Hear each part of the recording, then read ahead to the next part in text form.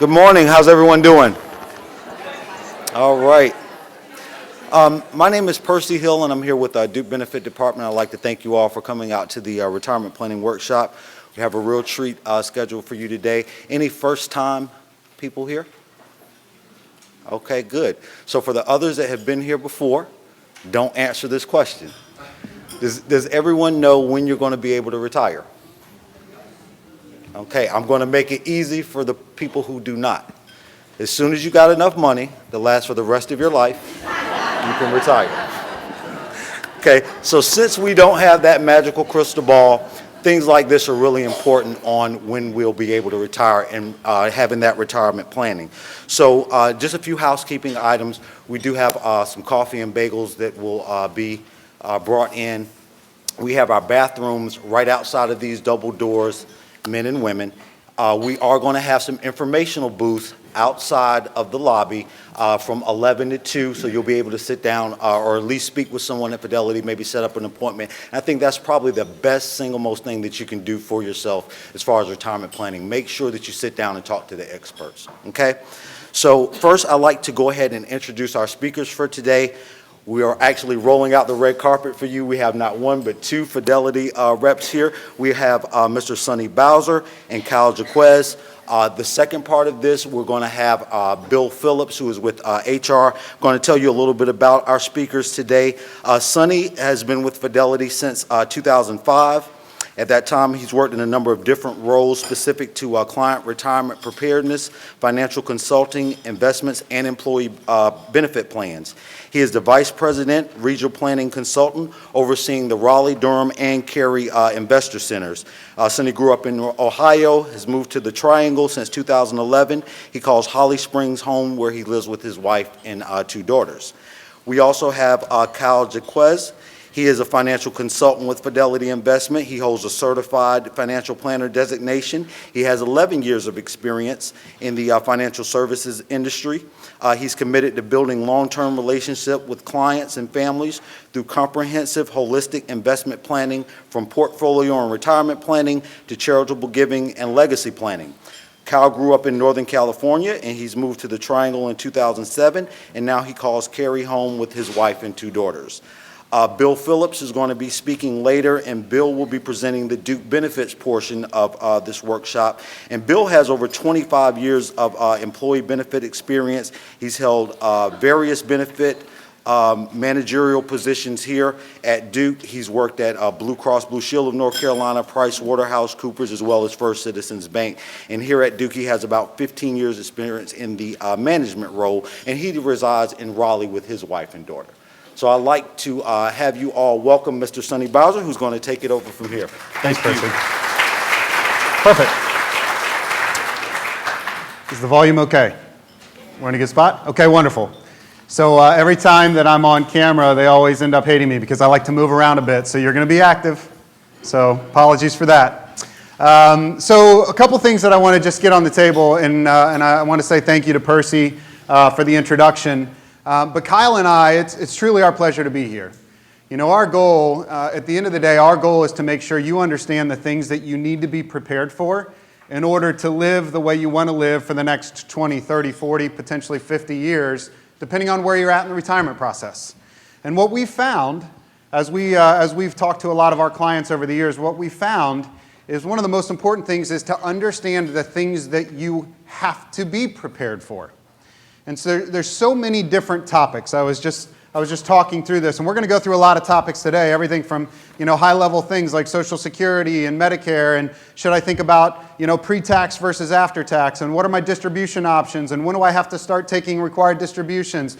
When is when are they going to make me start paying taxes on some of this money I haven't paid taxes on yet, and why does that matter? And so we're going to talk about some high-level things today, but I want to echo what Percy said. One of the most important things you can do is come in, sit down, and say, how does this impact me? With what I've saved, with where I'd like to retire. Why does it matter where you retire? Well, it matters where you retire because if you retire in Florida, it's going to be a little different than retiring in a state that doesn't have, that has state taxes. Those types of things matter. Should I have an estate plan? Yes, you should have an estate plan. I'm going to talk about some of those things today. Should you have a trust? Maybe. Why do those things matter? So there's a lot of topics we're going to talk about today, and I don't want to overwhelm you with the topics, but you're going to see there's a lot of things that you have to at least be thoughtful about and wonder about as it pertains to you. And so we're going to talk you through some of those things today, the way we think about it, because here's the way I think about it. As Percy said, I started with Fidelity in 2005. I'm 42 years old. I'd like to retire somewhere between 57 and 62 if all things go well. So that's 15 to 20 years more of working. So the question is am I going to be able to do that? Well, it really just depends. What do I want to do? What do my wife and I want to do when we retire? Are we going to travel? Are we not going to travel? Do we want to leave money for our kids? Is it more important to leave a legacy or spend all my money? Do I want to bounce my check to the undertaker kind of thing, right? That's the question that we always want to ask those folks that are thinking about retiring. What's the most important life to live for you? In lifestyle, you're going to hear Kyle and I talk a lot about lifestyle. Lifestyle is defined by you. Some folks like to fish, some folks like to golf, some folks like to travel, some folks like to quilt. There's a lot of different things that folks have on their agenda in terms of the things that they love to do. And so what's your lifestyle? Our thoughts around lifestyle, and you'll hear Kyle talk a little bit about this today, our thoughts are when you know you have enough money to live your lifestyle that you want, now we know we're in a good spot. I'll tell you this, there's a lot of things that you can think through. There's things that you have to wake up every day and spend money on. Things like food, things like insurance, things like water, lights, utilities, and so on.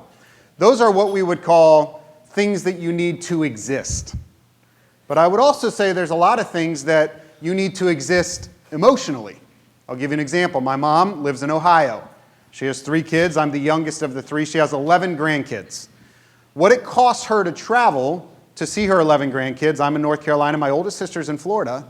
Do you think the budget item of travel to see her grandkids is essential for her existence like food is? Not quite, but emotionally, is it important for her to do that? Is it essential for her emotionally? You better believe it. That is included in lifestyle expenses for my mother, right? It's not a matter of, can I get by without it? Yeah, she could get by without it, but that's not the life she wants to live. She doesn't want to get by without it.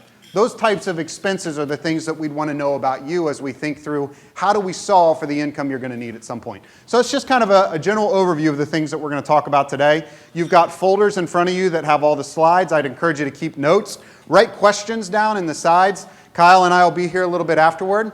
Just a quick thought. If I don't know the answer to your question, if you have one today, would you like me to make it up? I see a lot of no's. I usually get a yes on that. So if you're that person that's a yes, just let me know. I'm happy to make one up. All right? If I don't know the answer, we'll make sure we get you the answer either through some of the folks that support the benefits plan for you, or I'll have Kyle or me follow up with you afterward to make sure we get you the answers, okay? Sound like a plan? All right. So let's jump in. Simple question, simple answer. A lot of things you have to consider. Housing, am I going to pay off my house? Is it already paid for? Am I going to buy a beach house? Am I going to move? Am I going to downsize? Am I going to upsize? Am I going to have my kids live with me? Am I going to have grandkids live with me? Am I going to move in with my kids? All kinds of things that we see when we start thinking about retirement. Everything from that to the folks in my life, family in my life that I'm going to support or not support. We always talk about one constant in retirement. Does anyone know what that constant is? The answer is change. Change is constant, especially as it pertains to retirement planning. There's a lot of things that are going to change, and we know that. There's a lot of things that could potentially change in your own life, whether that's healthcare, whether that's you live in a new place that you didn't anticipate living in 5 years ago. Maybe a kid has to move in. Maybe you want to move in with your kid. All kinds of things could potentially change. What's outside of that? How about legislation? Does that ever change? You better believe it. All right, taxes could potentially change. Legislation. How about economic things? Think those are going to change? Do you think we're going to have a recession at some point? The answer is yes. We always do. The question is when.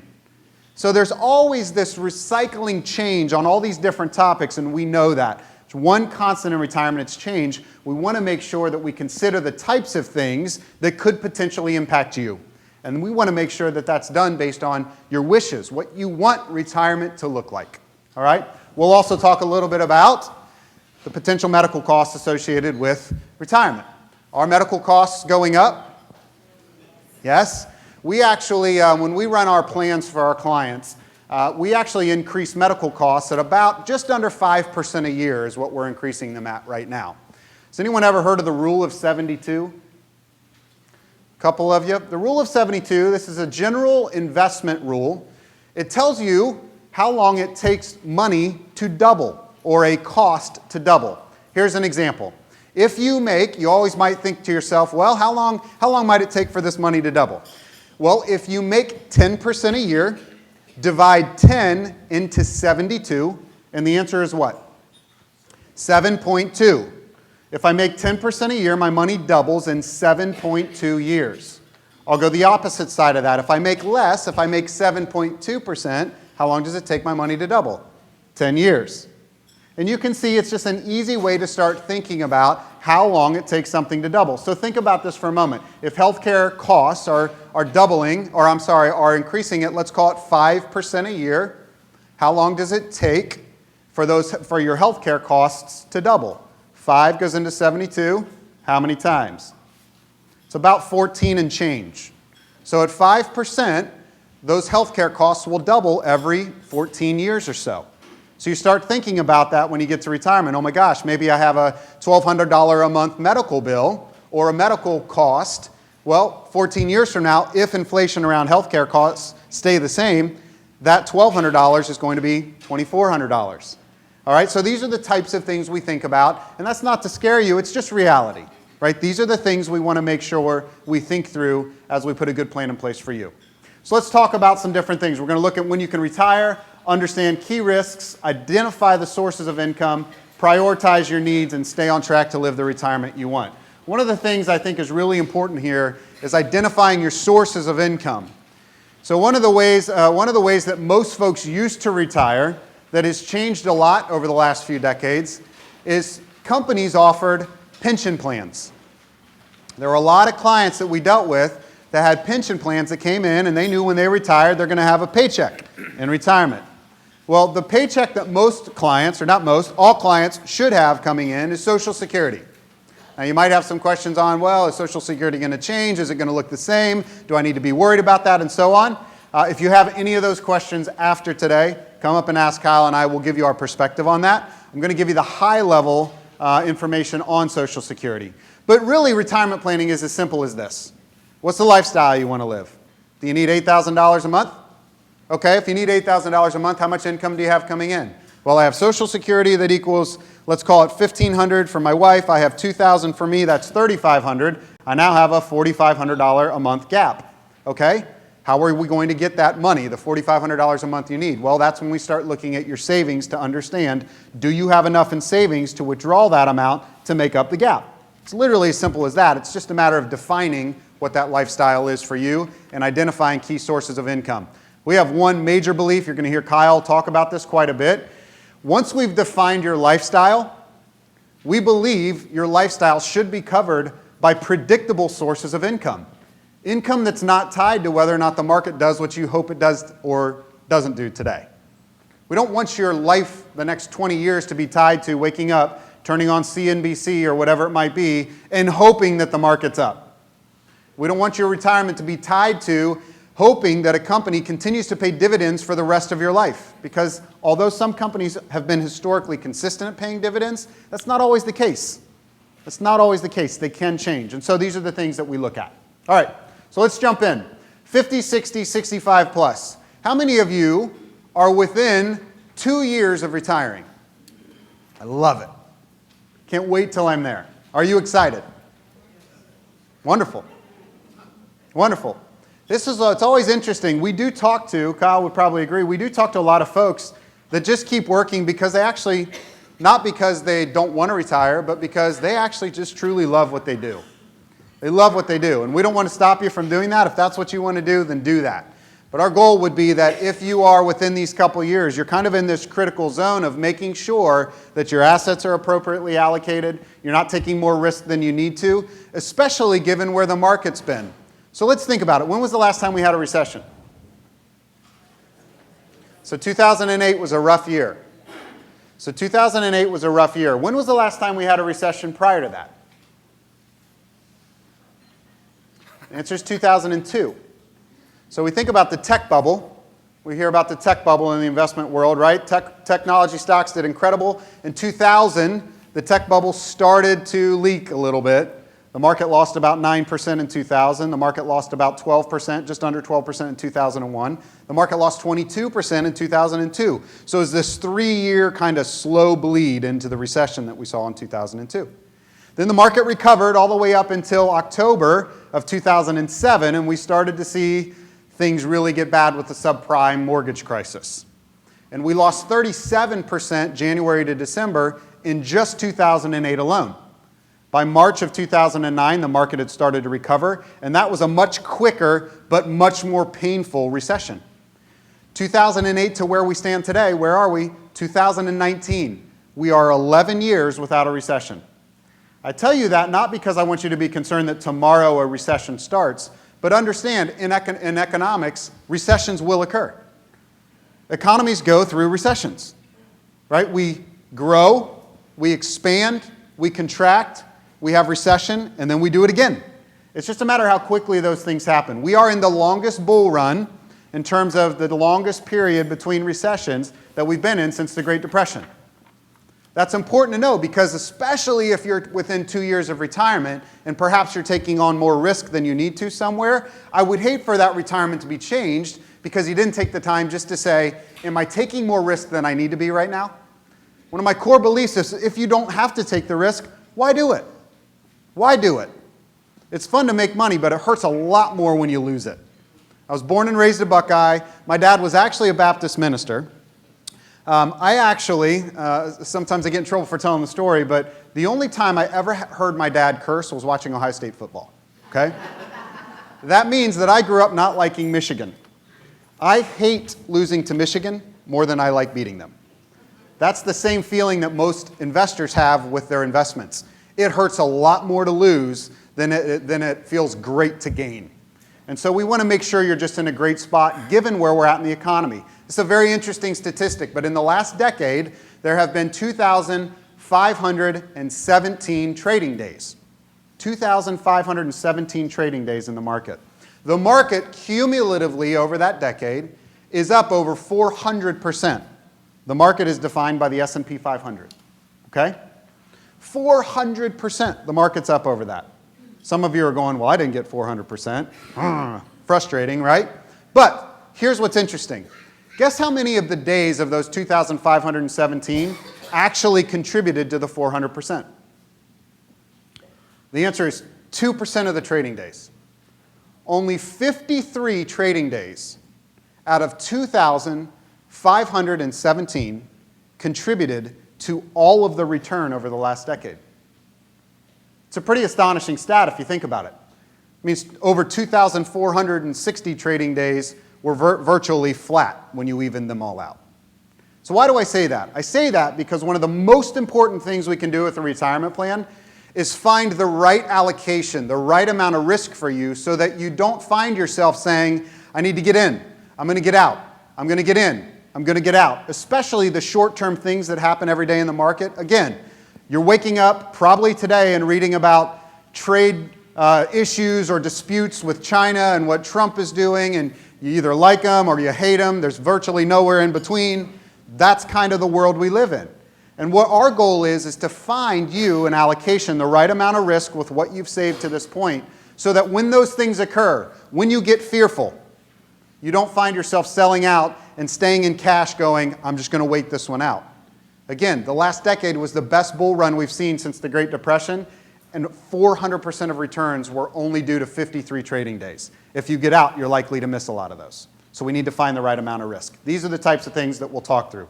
This is what things look like. In your 50s, let's just make sure you're continuing to save appropriately. Let's do some initial planning. In your 60s, let's start thinking about Social Security, assess risk, and so on. At 65, we need a detailed plan in place. If you're within 2 years, we need to know when you're done, how are you going to get the income you need?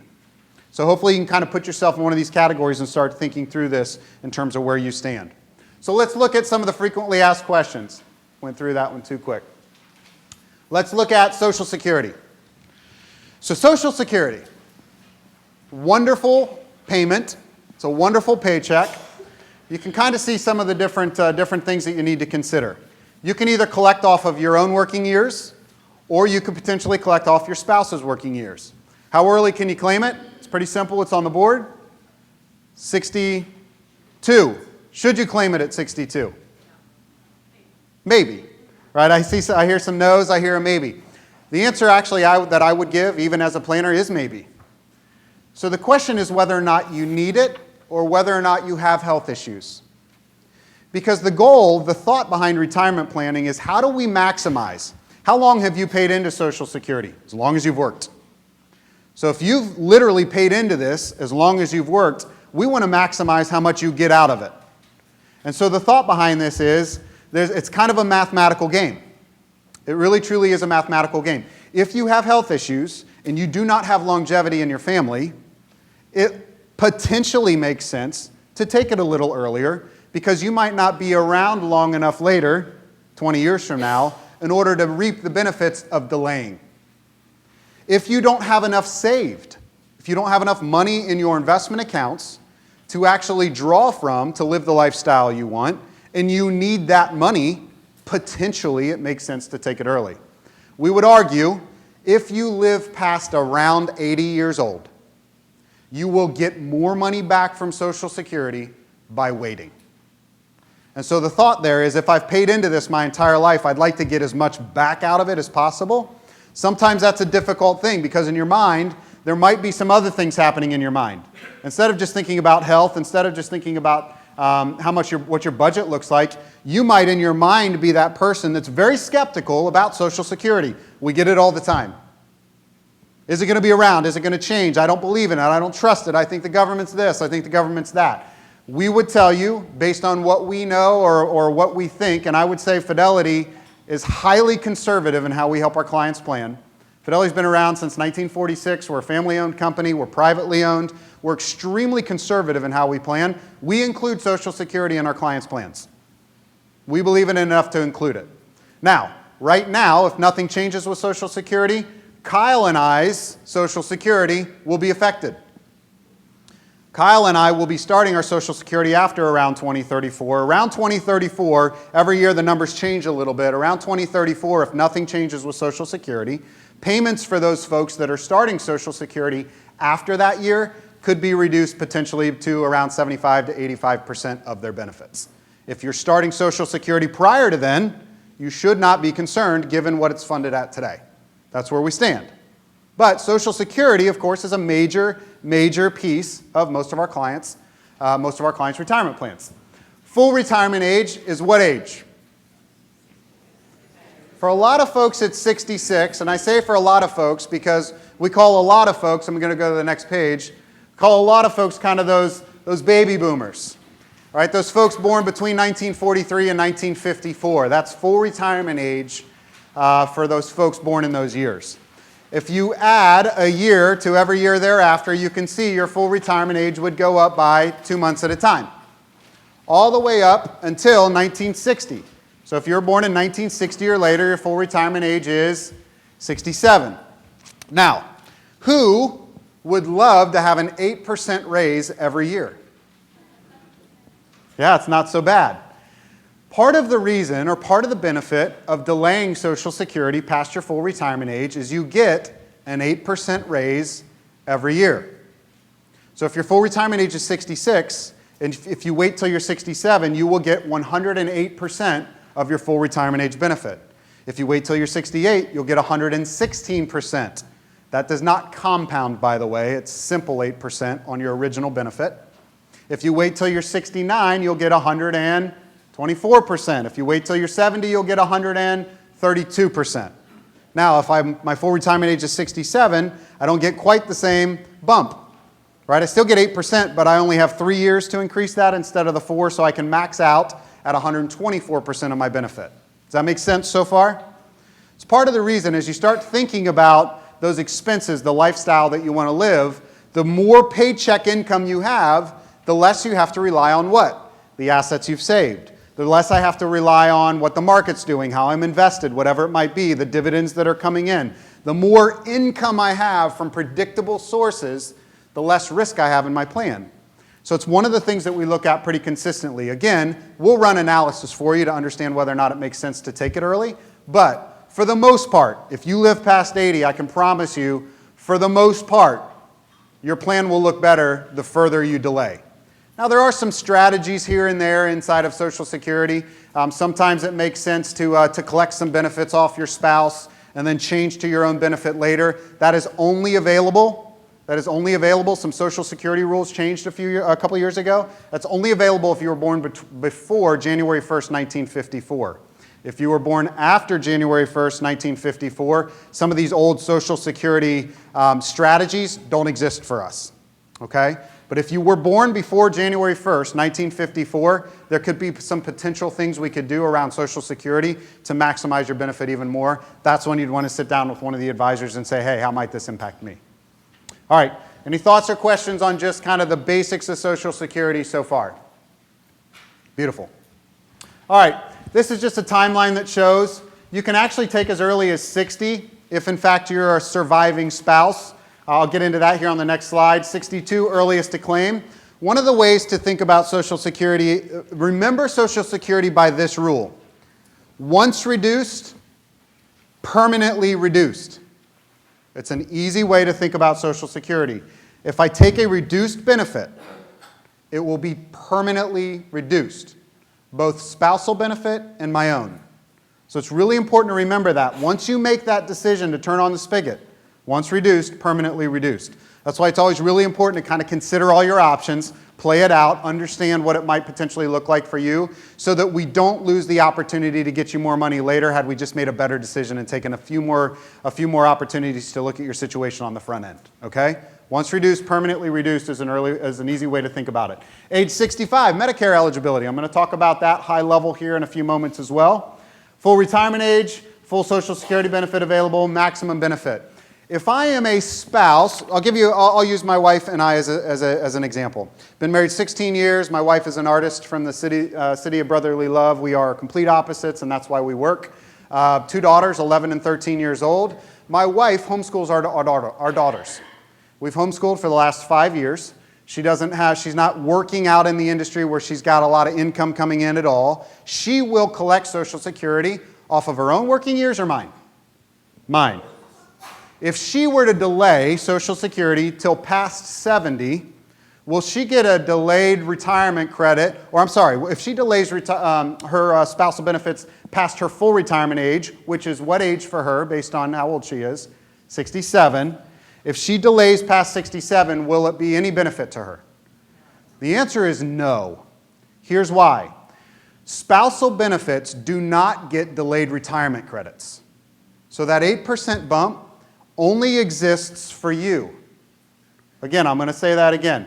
Spousal benefits do not get that 8% bump. If you are collecting based on a spousal benefit, the maximum you can get is 50% of your spouse's benefit.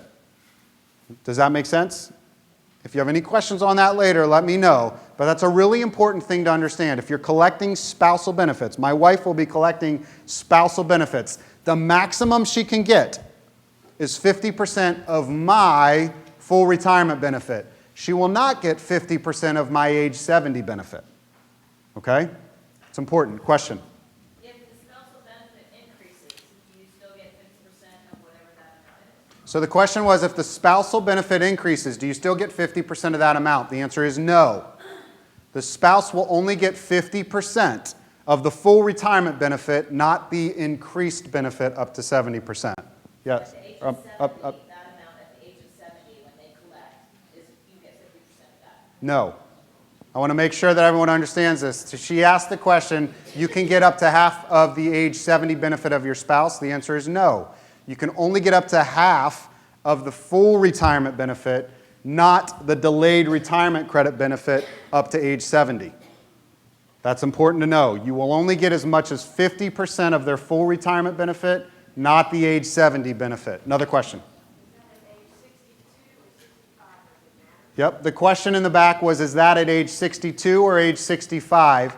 In this situation, to maximize your retirement benefits from Social Security based on your spouse, you need to wait until you are full retirement age. If you take them at 62, you can see you're actually permanently reducing your benefits all the way down to perhaps as little as 25 to 30% of those spousal benefits. You have to wait till full retirement age in order to get your 50%. Yes? If the spouse wants to collect the half of the other spouse's full benefit, but the one who's working, say, is younger and not ready to collect, Yep. can that older spouse still collect? They can still collect. The way that the question is this. Let's say, I'll use my wife and I as an example. Let's say that my wife were a few years older than me, and she's not working, but she's going to collect a spousal benefit, right? Let's say I am still working. Let's say she gets full retirement age and wants to start that the spousal benefit. The best way to understand benefits, in order to collect a spousal benefit, the spouse actually has to have filed. So until that spouse files, you will collect your own benefit, and when the spouse files, they'll add to that the additional amount of money that you'll get when you get stepped up to the spousal benefit. Okay? Yes? If you retire at age 64 in 3 months, as opposed to, I know at 65 it goes up 8%, but at 64 in 3 months, does it go up monthly for Social Security? Would you get more than at age 64? Yeah, the question is if you retire at 64 in 3 months, and knowing that full retirement age is 66, does it go up monthly, or does it go up at the end of the year when they actually calculate it? That's actually a really good question. I don't know when they calculate that. I wish I actually had the answer. I would tell you that Social Security, SSA.gov, when you go in, you can actually put your information in on SSA.gov, and it will give you exactly what you're going to pay, or what you're going to get paid. I would actually love to know the answer to that. I actually don't know. Instead of making one up, I won't. I know that it'll go up. I just don't know when. It should. Yep. So my spouse is 5 years younger Okay. than me, and when I retire, if he hasn't filed with Social Security, I cannot draw off of this. Yeah. It's not in his Social Security age. Yeah, so the question is, her spouse is 5 years younger than her, and she has a question on when she retires, if he's still working, she couldn't potentially draw off of any of his, and the answer is she could not. She could not draw off of any of his. The other side to this, the other thing I want to make sure, there's always a lot of questions on Social Security. We could probably pause here. I'm going to press through a little bit. I'll give you a little bit of advice. SSA.gov is a wonderful place to go. There are also Social Security offices that you can walk in and ask questions.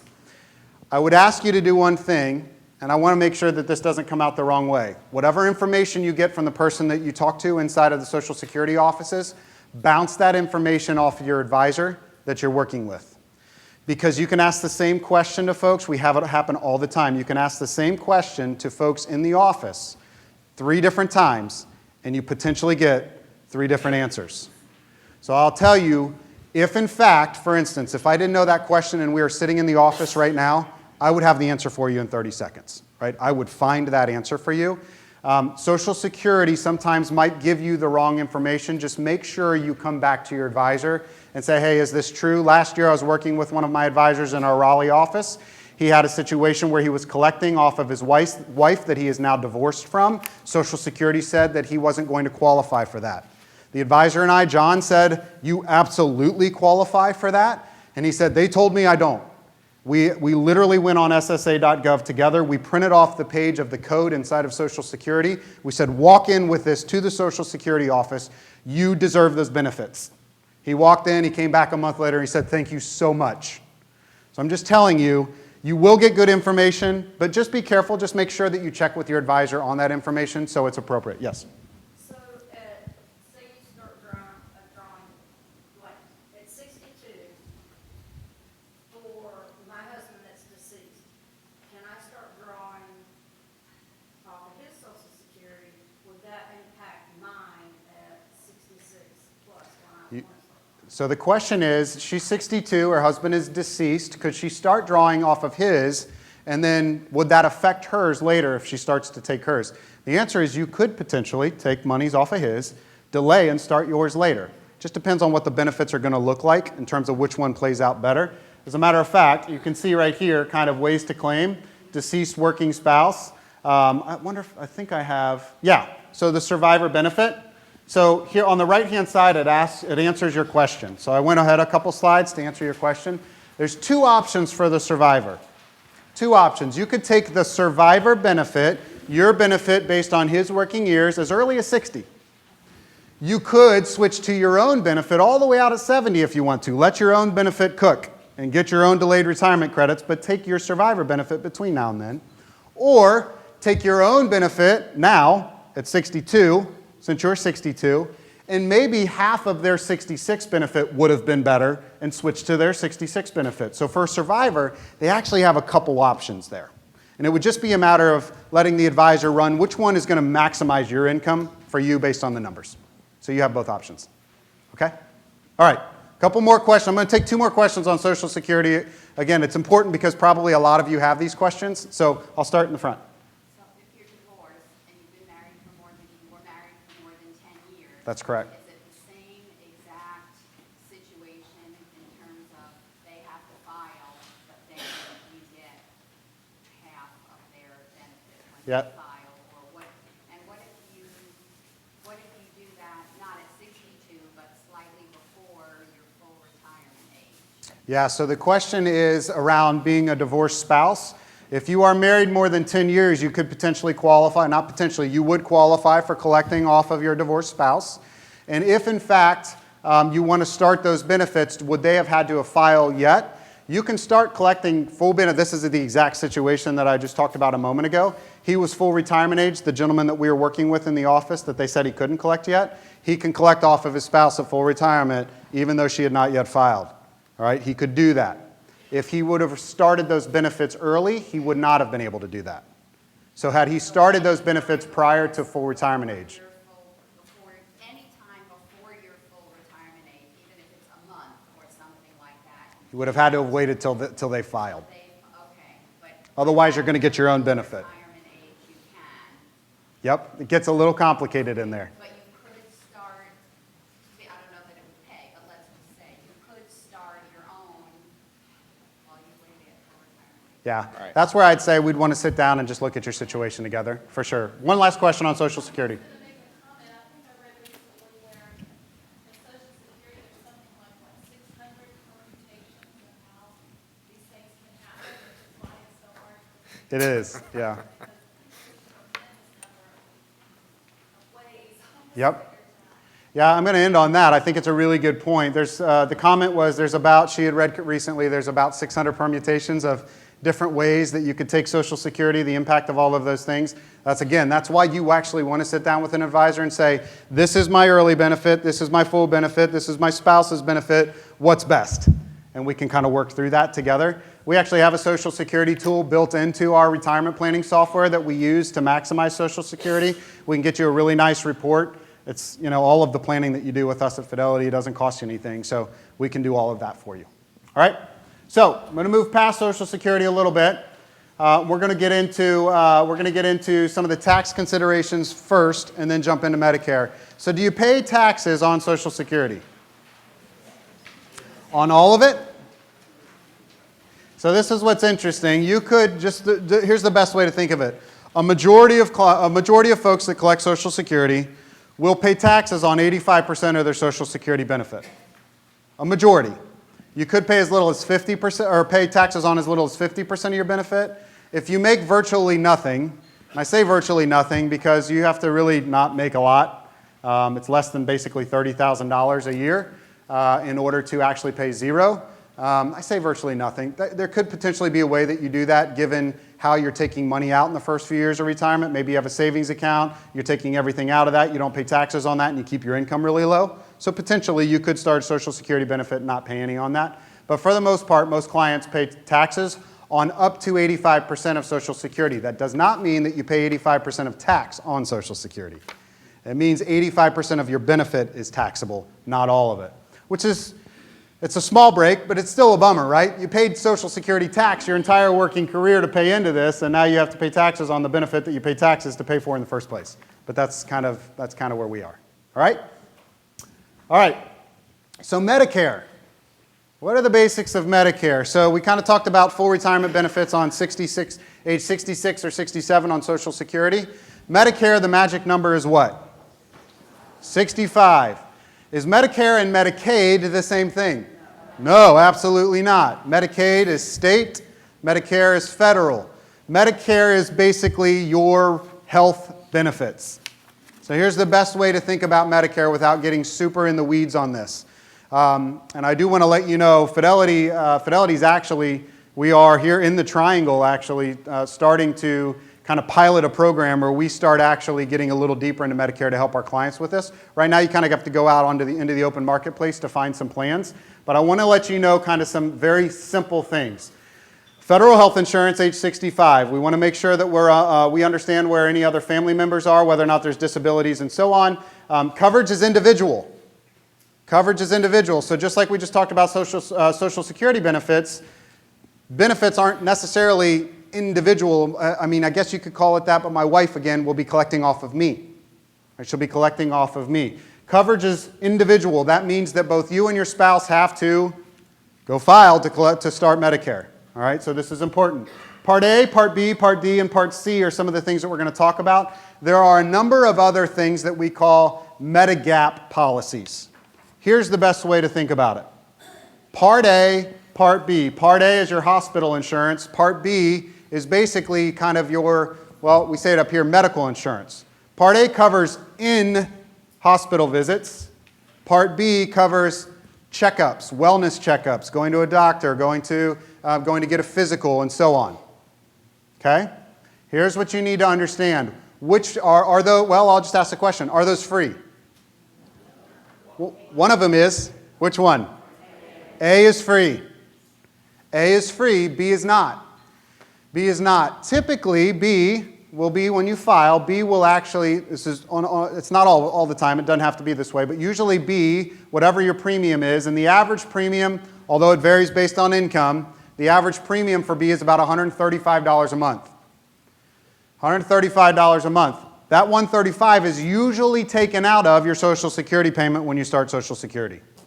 All right, so usually you don't see that, but know that there's 135. If you are married filing jointly, there is a sliding scale that as you make more and more and more, that actual premium could potentially go up. If you're married filing jointly and make more than $170,000 of adjusted gross income, that premium will go up. It will be higher than 135, and there's a scale that continues to go all the way up to, I believe, around $415 a month. It could potentially go as high as that. Question? Could you go back just a second? You said Part B, that B would be taken out of your Social Security? Yeah, the question was just confirming that the Part B cost, the $135 a month, would be taken out of Social Security. That's the way, it doesn't have to be, but most folks do it that way. Just kind of take it out, pay for it, and be done. It's almost out of sight, out of mind, just like kind of a working paycheck that you've had. Yep. All right, Part D, prescription drug coverage. Why is this important? Well, it's important because some folks have large prescription drug bills every single year, and Part D will help absorb some of the costs of that.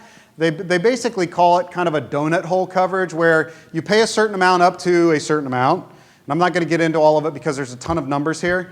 And then for a certain amount, Medicare will cover it. Part D will cover all of your expenses for a certain amount. And then you get to a catastrophic number, and then you pay a small percentage of that catastrophic number as well. So it's kind of this coverage in between that they cover. You'll pay up to a little amount a little later, but there's a coverage in between that they cover. Yes?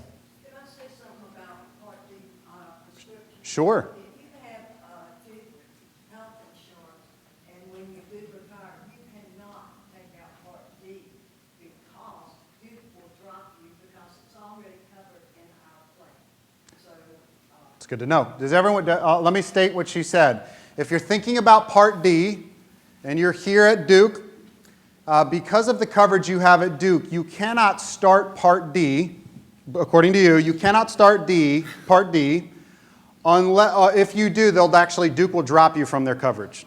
All right? I have no idea on that, but... Duke becomes your supplement once you have Medicare and Okay. retire. Got it. So, it will be a lower rate, and then of course you have. So Duke becomes your supplement. Once you retire, it'll be a lower rate. Any of those questions I would direct toward benefits and so on, but that's very important to know. Part C is basically called Medicare Advantage Plan. Now what's a Medicare Advantage Plan? What's the difference? Really the only way to think about Medicare Advantage or Medigap policies is How much do you want to pay out of pocket? What do you want your deductibles to be? What coverage do you want? And just like with health insurance your entire life, you've always kind of made decisions on how much coverage do you want? What do I want my deductible to be, and so on. There are different policies that you will pay more or less for, and it will cover more or less. The more you pay, the more you get covered. That's probably the easiest way to say it. The difference between a Medicare Advantage plan and all of the Medigap policies, you'll hear L and M and G and F and all these different plans. They're all a letter. The difference between the two is if you use Medicare Advantage, you have to stay in network. So you always hear all of these different insurers that are Medicare insurers. There are other folks that do not accept Medicare. In order to, if you are using Medicare Advantage, there might be some advantages from a premium standpoint versus a Medigap policy, but you have to be really careful of who's in the network. Who are you using right now, and whether or not it makes sense for you to be on that Advantage plan or go outside of the Advantage plan and purchase a Medigap policy that virtually covers everything. Okay? That's really the difference. Medicare Advantage, kind of in-network, I need to be aware of those things. Medigap policies, you can go and use virtually anyone. Yes, question in the back. Also about the Medicare Advantage, people that travel and are not always in their specific spot. We've had a situation. Yes. Where older relatives come and visit us. They got sick here. They said, oh, I have Medicare, went to the doctor. They had thousands of dollars of bills that was not covered. It's a great point. I'll restate it. So one of the things, again, Medicare Advantage, in-network, and so on. One of the things you have to be aware of is travel. Well, most folks that are over 65 that are just retired are doing what? They are traveling. And she had a situation where folks that were on Medicare came to visit out of state, correct? Were they out of state? Out of state, came in, got sick. Well, we have Medicare, went to the hospital. They were not covered under their plan when they traveled. So again, you've got to be very careful. It's important to understand that. Now, what if this is really important to know as well. Social Security, I gave you a rule. Once reduced, permanently reduced. I've made a decision, it's kind of permanent. If I select a Medicare Advantage plan, can I change that to a Medigap plan? The answer is yes. Every year there's an enrollment period. You can change that. So just know, just like right now, for me, every year I have the opportunity at work to use a high deductible plan and use an HSA connected to my high deductible plan, or I can go off the high deductible plan and use any of the other options that Fidelity offers me. You have that same option with Medicare where you could change off of Advantage and go to a Medigap policy during the enrollment period every year. So just know that exists. It's not a permanent actual decision. Again, there's lots that we want to get through. I'm going to keep kind of getting through this because it's important to get to some of the other topics. There's a 7-month enrollment period. 65 is when Medicare starts. You can start the enrollment period as early as 3 months before, or enroll as much to 3 months after. So, my birthday is in November.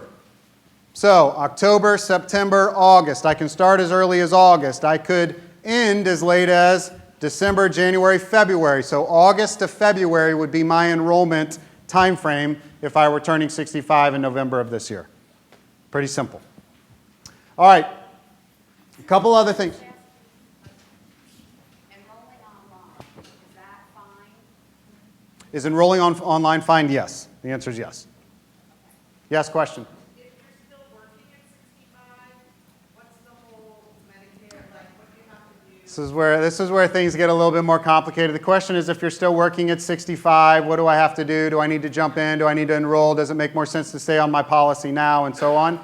I would say I'd want to jump into that a little bit individually with you and your situation before I just kind of give a broad answer on that. It's going to vary a little bit.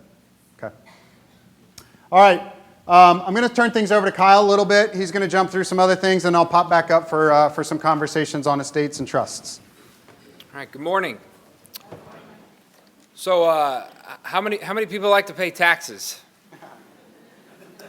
All right, well, unfortunately, I don't have a magic wand to prevent you from paying taxes, but depending on the planning you do, there are ways that you could potentially pay less in taxes.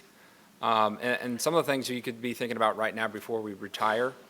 And one of those, which we get a lot of questions on almost daily, is should I make Roth contributions or should I continue with the traditional pre-tax contributions?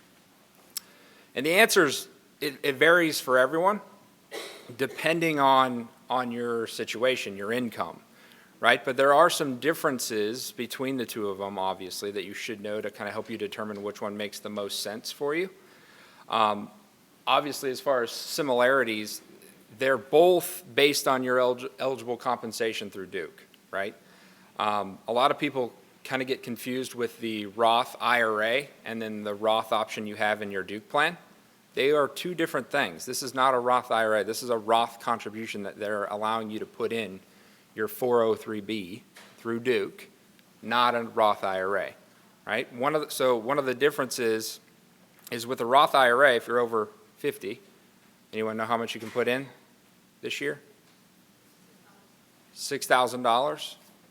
In your 403B, you can put $25,000 in Roth, right? But you can't do pre-tax $25,000 and Roth $25,000. It's one or the other, or a mixture between the two. All right, and as far as differences go, Roth contributions are after-tax contributions, meaning you've paid taxes on these contributions before they go into your plan, right? So let's say you make $100,000 a year, you put in 10%, right? When you file your taxes, if you're doing pre-tax, then you're taxed at $90,000. If you're doing Roth, you're still taxed at the full $100,000. But the advantage of the Roth is that any earnings that Roth money makes over the course of time, you don't pay any taxes on that, right? So any earnings that those Roth contributions make, you don't pay any taxes on, given you make a qualified Roth withdrawal. A qualified Roth withdrawal is 59.5, and the money's been in there for at least 5 years in the Roth source from your initial contribution. All right. I don't have the clicker. Here we go. I got it. Yes. Question. So I've never done a Roth, and I intend to retire in 3 years, not 5. So I couldn't even actually do that, could I? No, you could. I could. You could. You just may not be able to make a qualified Roth withdrawal until you've satisfied the 5-year. Okay. So it could still make sense. You still can do that. All right, so as far as the considerations go, one of the things you'll want to determine is what you think your expected tax bracket's going to be when you retire. Obviously, if you think you're going to be in a higher bracket when you retire, Roth may make a lot of sense for you, because when we take that money out, guess what? We don't pay any taxes on that money, right? If we think we're going to be in a lower bracket, well, it may not make as much sense, because it may make sense to take the deduction now and pay less in taxes on your pre-tax contributions later on. All right? The other thing you'll want to consider goes along with what her question was, is how long is your time horizon? Right? The longer you have with Roth, the bigger the benefit could potentially be, right? The longer that money has time to grow, and the more the growth you get on the Roth, well then, the less taxes you pay on that, right? So most people that are just starting out, expect to make more money throughout their career, may want to consider Roth before pre-tax, right? Because they may be making a smaller salary now, when eventually a bigger salary later on, where pre-tax contributions may make sense. But the longer time you have with Roth, the bigger the benefit could be. Also, too, for many of you, you may not even be able to contribute to a Roth IRA, right? Which means the Duke plan, regardless of what your income, doesn't matter. You can still contribute to a Roth 403B, right? So with a Roth IRA, anyone know what the phase-out limits? If you're married filing joint and you make over $193,000, you can't really even put money in a Roth IRA, even if you wanted to. But you can put Roth contributions in your 403B. Your income doesn't matter within your Duke plan, all right? Single, it's around 122. So if you're over 122, and that changes every year, so you want to check on that. But if you're over 122, that's when the phase-out begins for the Roth IRA. So your 403B plan, depending on if you want to do Roth or if Roth makes sense, could be a good way to start putting money in the Roth source if you're not eligible to do the Roth IRA. All right. As So we're going to switch gears a little bit. At some point in time, when you leave your employer or you retire, you're going to have to kind of consider your options with your current 401k plan, 403b plan. There's many options that you have. A lot of people don't realize all the different options. We're going to go through each one of those. All right, so the first one is if you leave money in your old employer plan. So if you retire, can you leave money in your 403b plan per se? A lot of people think they got to move it. You do not have to move it. Some plans will have de minimis limits, meaning if you have a certain amount, usually it's $5,000 or $10,000 or less, they'll make you move it. But if you have over those dollar amounts, typically you can leave them in your current employer-sponsored plan. So benefits there are, obviously you continue to get the tax-deferred savings, the ability to stay in plan-specific investment options. That's a real big key, because some plans, like your Duke plan, has options that are not available outside of it. One being that fixed income, or I'm sorry, the VALIC fixed interest plan or investment option. Familiar with that? Right, so that's something that's unique to the Duke plan. It earns a specific amount of interest, and it's liquid too. You know, I think right now it's around 2.5%, right? If you want to get 2.5% on something that's very conservative, you'd have to buy like a 1-year CD. Is a 1-year CD liquid? No, you have to wait till it matures. So that's one thing that's unique. So you want to take a look at the investment options that you have available in your Duke plan to determine, are these options available, or is there something similar available outside of it before I leave it?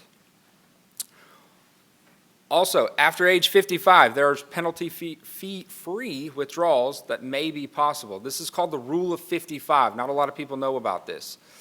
But if you leave your employer for any reason in the year you turn 55 or later, you can take money out of that plan without the 10% penalty. Okay? So if you leave your employer for whatever reason in the year you turn 55, you can take money from that plan without the 10% penalty. Now, if you move that money outside of the plan, you lose that ability to do that. All right? We'll go to the next one here. All right, if you take partial distributions, a lot of people end up doing this when they retire. You can take portions of your money out of the plan each year. Obviously, the benefits there are same as the other one. We can continue to grow the tax, get the tax-deferred savings, stay invested in your plan's investment options, and again, the rule of 55 shows up again. One big difference, though, is the things to consider here is if you take money out of your Duke plan or any real 401k, 403b, any employer plan, you have to at least take out 20% for federal taxes. Have to. You can take more than that, but it has to be at least 20% that you withhold for federal taxes when you take that money out. Obviously, if you're taking money out before 59 and a half and you left before 55, you're going to have the 10% early withdrawal penalty as well. Depending on the plan, you still may not be able to contribute if you've left. And this one's funny. Obviously, if you take money out, you're going to have less money in there for retirement. I don't know why that's listed in there. All right. The other option you would have is move money to an IRA. A lot of people end up doing this. Obviously, you'll want to consider your situation if that makes sense for you. The benefit is still the tax-deferred growth you get on the IRA. A lot of people ask questions around, if I move it from my plan to the IRA, is it taxed? It is not taxed. It is not a taxable event. It's a rollover, so no taxes occur when that happens.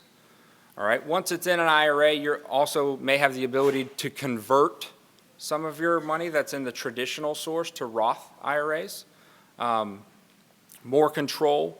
You're going to have broader range of investment choices. You kind of have the whole wide world of investments available to you once it's in the IRA versus the Duke plan where we have just a limited number of options that they give you. All right? This applies to a lot of Duke clients out there. And one of the major things to consider is, let's say you left a former employer and you get hired by a new employer, one of the things that you'll have to consider is, do I leave it in the old employer's plan? Do I move it to an IRA? Or do I move it into the new employer's plan? Right, so the things you'll want to consider there is, obviously, does the new plan have the investment options that you're looking for? One other thing, too, is with IRAs that I didn't mention on the last slide is you cannot borrow from your IRA. You can from your employer plan as long as you're still working, all right? So if you move your money from your employer plan to your new employer plan, that still will remain an option, a loan. If you move it to an IRA, you cannot borrow from your IRA. The big benefit here is if you plan on, which I know a lot of you Duke people love to work past 70 and a half. A lot of you, which is great. But one of the things you'll want to think about is if you leave your employer's plan, if you leave your assets in your old employer's plan and you're 70 and a half, what are they going to make you start doing? You got to start taking your required minimum distributions out. Same thing as if you move it into an IRA and you're continuing to work. If your money's in an IRA and you're 70 and a half, they're going to start making you take some of that money out. If you continue to work and your new employer has a 403B, 401K, then it may make sense for you to move your money into that new employer's plan, because guess what? If you're an active employee and you're over 70 and a half, they do not require you to take the RMD out, right? So that's one major thing that I see a lot of Duke people have to do is we end up moving money out of their IRAs back into the plan because they're still working and we want to avoid taking the income at 70 and a half because we don't necessarily need it. And obviously fees are going to vary between old plans and new plans, and that's something you'll want to look at as well. This one I rarely ever see, although I have seen it. I've been at Fidelity, like I said, 11 years. I have seen some people just take all the money out at once and just put it in their bank account, right? Obviously, if you do that, the benefit there is you have immediate access to all that money. The bad thing is you just paid a lot of taxes, right? So if you did it before 59 and a half, you even have more taxes. And I'm going to show you on this next slide, one of the most depressing slides we're going to see here in just a second. Right? All right, here it is. So we all have to consider taxes. And as depressing as this looks, look, you take $50,000 out and look what you net here, $34,000. Right? But the fact is taxes are going to be something we need to consider anytime we start taking money out. In this case, there's the 20% mandatory we take out of the plan, so there's your $10,000. And if you take it out before 59 and a half, there's your 10% penalty, right? So a lot of people call in and they say, Kyle, I need $50,000 out of my account, and and then I have to have the conversation, do we need to have $50,000 in hand, or are we okay with getting less, right? And then you come to find out we got to take out $65,000 to give them 50, and it's like, well, big impact. All right, the other thing as far as taxes go, and things we'll want to consider, we just talked about in a second ago, is the required minimum distributions. At some point, like I said earlier, at 70 and a half, the IRS is going to require you to start taking some of your assets from your retirement accounts if you're not working, right? IRAs, inactive 401k plans, not active 401k plans if you're still working, or 403b plans. The reason why you want to do that is because there's a hefty penalty if you don't. 50%. All right? So if you don't take what they require you to take out, they slap you with a 50% penalty on that amount. Not fun. The other thing to kind of consider as well is if you have an age difference of 10 years or more with a spouse or partner, then there's going to be different ways they calculate your RMD. So you want to factor that in. But your first year's RMD, and it changes year by year, your age is assigned a divisor. And what they do is they take your balance at the end of the year, the prior year. So let's say you're 70 and a half this year. They'll take your balance on December 31st of 2018. And based on your age, you'll have a specific divisor assigned to it. They divide that divisor into your ending balance of the previous year, and that's how they calculate your RMD. So your first year's RMD is going to be roughly around 3.64%, but it goes up from there. Okay? The other thing you'll want to consider, and a lot of people will have to think about, is should I consider an annuity? And everyone's ears perk up when I say that word annuity, right? But if I said, hey, if Duke would offer you another pension payment every month, would you take it? Most people will, right? Well, that's technically what an annuity is, right? But everyone's situation is different, and you'll want to consider yours before deciding on that. But there are there's a million different types of annuities. Two main differences between the vast majority of them. You have deferred annuities, and then you also have income annuities. Deferred annuities are going to be more of, hey, you put money in them now and then wait later on to use those assets. And you have fixed deferred, meaning kind of like think of it as a CD. You put it in the annuity, it makes X amount. In 3 years it matures, then you decide something, what to do with it at that point. With variable deferred annuities, well, there's going to be an investment component associated with that annuity, so there's going to be some variability as to what happens with the assets while you have it in that annuity for a specific amount of time. Income annuities, which is what we see a lot of, you either have fixed and variable there as well, right? With a fixed income annuity, you give the insurance company a certain amount of money, and then they give you a certain amount per month back, right? Pretty plain Jane. You give them X, they give you X amount per month for the rest of your life. And then you have variable income annuities where, depending on what annuity that is, as far as what it's invested in, it may determine how much you get per month. So there's some variability there. But if you want a more in-depth look at the different investment vehicles, there's a workshop we have, and it's called Confident Investing in Any Market. It's on our website that you can take a look at and get more information on these as well. Also with annuities, as with anything, you'll want to consider, what sort of risks you may have with them, and flexibility you may lose with them as well, and if that makes sense. You may have limited access to your assets that you put in the annuity. Obviously, you want to consider the insurance company's credit rating. How good is the insurance ability to pay me back what I gave them. Cost is a big thing you'll want to look at. With variable annuities, obviously you may incur some losses as well.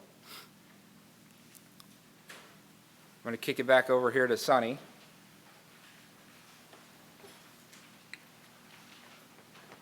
Perfect. Are we running out of time? All right. I'm sorry. Real quickly, I've been asked to ask, is there anyone in here that might have been needing to go to a clinical orientation? There's a few people they think that might be in the wrong room, so I just wanted to put that out there. I think most people are where they need to be. If you're supposed to be in orientation, then great. You've got a lot of good information about retirement. Make sure you sign up. Thank you. Thanks, Percy. Thank you. That's okay. We'll jump into a few more things. I just want to echo something that Kyle just said. So, especially as it has to do with annuities, because in the industry itself, sorry, I've got you up and active. I'm moving around a little bit again. In the industry itself, there is a negative connotation, and it's important to understand what an annuity is. Annuity, when you hear the word, you need to hear the word insurance, because it is insurance. And anytime you consider whether or not you want an annuity, or in this case, insurance, you need to decide, is the insurance something I need? Why would you pay for insurance for something you don't need? And if you don't need it, then don't consider it. But if there's specific things you want to cover from an insurance standpoint, there are certain types of annuities that might do some of those things. So become much more peace of mind a lot of times. Just like it's important for me, if I'm the only working spouse in my household with 2 daughters, with a mortgage on a house, with weddings and college still to come, is it important that I have life insurance? You better believe it. It's worth paying that right now for me. If my wife and if my kids were gone, we're out of the house is paid for, I'm 68 years old, 72 years old, 75 years old, do I still need a massive life insurance policy? Probably not. I could if I wanted to, but I probably don't need it. So it's, again, think the same way around an annuity. It's an insurance. The question is whether or not you need it, and the question is, what are you actually insuring? Are you insuring a payment? Are you insuring a fixed rate? Are you ensuring that you get that payment for as long as you live so your assets don't deplete? Those are the types of things you want to consider. So life insurance. I just mentioned it a moment ago. 3 different things here, right? Protect your family. How much do you need? One size does not fit all. One size does not fit all. There's multiple different ways you can look at life insurance. You can look at whole life policies. You can look at term policies. Those are typically the 2 that we hear the most. A term policy is exactly that. It's a term. At some point, that coverage ends. So if I have a term policy, maybe I have a 25-year term policy that I started when I was 35. That term policy ends when I'm 60. So if in fact something happens to me prior to 60, that term policy would pay out. Kyle spoke a little bit ago about Roth IRAs or Roth accounts. One of the reasons that I'm comparing insurance or a life insurance policy to a Roth account, and I'm going to talk about this a little bit when I think about estate planning here in a moment as well, is there's 3 really good ways to actually leave a legacy or leave an inheritance. And it has to do with taxes. If I have a Roth IRA or a Roth 403B and something happens to me, my beneficiary gets that money. When they take it out, what do they pay? Nothing. So they get that money and they pay nothing. All right? If I have a traditional IRA or money in a 403B that I have not yet paid taxes on and something happens to me, it goes to my beneficiary, what do they pay? Taxes. Okay? So you can see the difference. Life insurance. When life insurance pays out, what does the beneficiary pay taxes on? Nothing. So it acts a lot like a Roth IRA. So again, maybe I'm in a situation where I don't need life insurance. I'm just a hypothetical situation. But maybe one of the things I'm planning for, maybe legacy is very important to me, and I want to leave a certain amount to someone, and I don't want them to have to be worried about taxes. Maybe life insurance still makes sense for me, not because my spouse or my kids need it, but because there's a legacy I want to leave, and I want to make sure that taxes aren't something they pay. Right? So there's even a reason in that situation. The third way to leave money and not have to worry about taxes is if you have an investment account, a taxable account, not a 401k, 403b, IRA, Roth IRA, or anything. Let's say I have just a regular investment account. And 10 years ago in that investment account, I bought Amazon stock, which everyone would be very happy with today. That stock has gone up in value. If something happens to me and I leave that stock to my daughter, one of my daughters, what taxes does she pay? If she sells that stock the day she gets it, she pays none. She gets what they call a step up in basis. She gets that stock as though she bought it on the day that I passed away. So there's 3 really good ways to leave money from a legacy standpoint, inheritance standpoint: life insurance, Roth accounts, or a taxable account that has appreciated securities. If you sell those securities while you're alive, what do you pay? You pay taxes on it, capital gains tax. If they get passed to the next generation, they get a step up in basis. All right? So I just wanted to talk about that because when you talk about life insurance, it's more than just, do I want life insurance to pay for all of the things that my wife and my kids potentially need? Right? One of the ways to look at how much you need, protecting your family in the middle. Do you have children, spouse, own a home and mortgage? For me, the way I look at it is, again, you can look at it any number of ways. 7 is oftentimes an important number in life insurance. So for me, I could look at, if I'm the only working spouse, which I am, I could look at how much we owe in our house. I could look at how much we want to budget for our daughter's school, both of their schools. I want to look at budgeting a little bit for weddings as well. And I want to look at replacing as much as, personally for me, 7 years of my income for my wife. That's a decent amount of life insurance for my wife. If something happens to me, she would be, although she would lose me, she would be taken care of. Gives her plenty of time to find something to do. The girls would be taken care of. Our house would be paid off and so on, right? Just a kind of a rule of thumb. How much do you need? It's up to you. That's the way I did it, okay?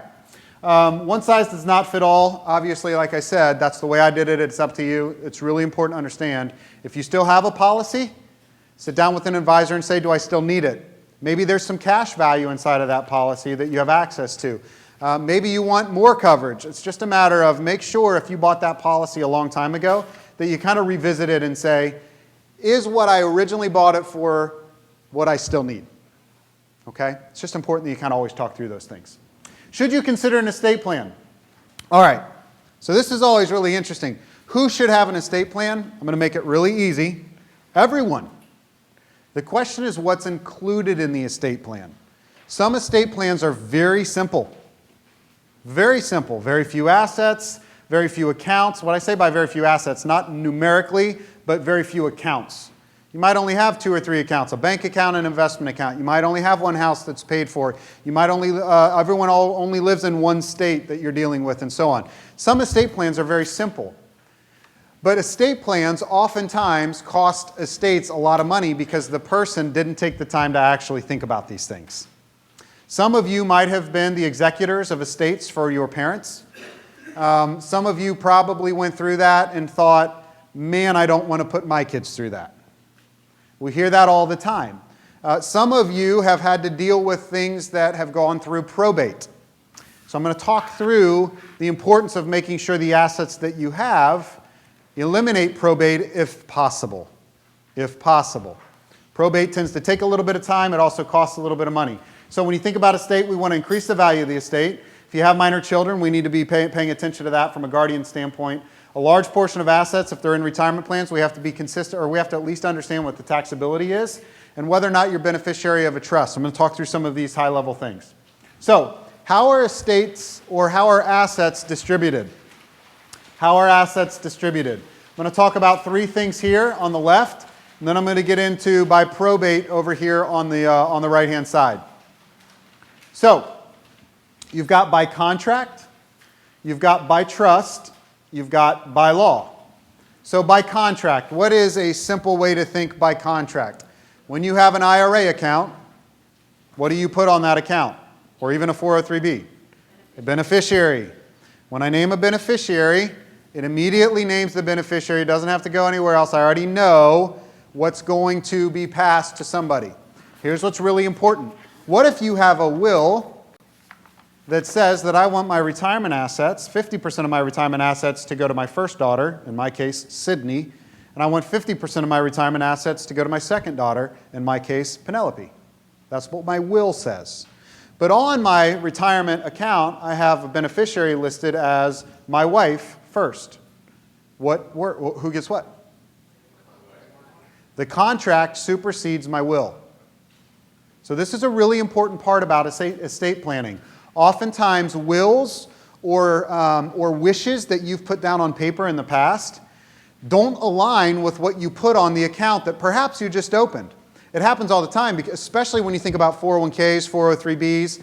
You oftentimes will take that 403b and put it into your own IRA account later, and you just opened that IRA account last week and you named a beneficiary on it. Well, 10 years ago, you wrote a will that said that those assets were going to somebody else. You just need to make sure that they match. So again, this is one of the reasons why when I say who needs an estate plan, when I talk about an estate plan, I talk about sitting down, looking at all of your assets together and making sure they align. Right? It doesn't necessarily mean you need to get into trusts and look at irrevocable and revocable and all of these different things that you could get into inside of trusts. It just means let's make sure your wishes are accurate with what is going to happen if something were to happen to you. Trust or estate planning isn't exactly fun to talk about, but it's really important. It's not fun because it means I'm planning for when I'm not here. But it's really important because you really worked really hard for what you have, and let's make sure what you have that gets passed appropriately to the people that you want in the most appropriate and tax-efficient way. Okay? All right. By trust is what we're going to talk about second. So on a trust, you name beneficiaries inside of that trust. You've got a number of different types of trusts that you can establish, but the 2 most common are revocable and irrevocable. Revocable and irrevocable. Revocable means if I open a revocable trust, I might call it, my last name is Bowser, I might call it the Bowser Family Revocable Living Trust. If I were to open that trust, what does that mean? Who pays taxes, the trust or me? So you would think that the trust does, but because it's revocable, I am the tax reporting entity of that. Revocable means I can take money back out of that trust at any time I want. It's mine. I control it. I do whatever I want with it. If I established an irrevocable trust, irrevocable means that I created a new trust that has its own tax ID number. Just like I have my own Social Security number, revocable has its own tax ID number.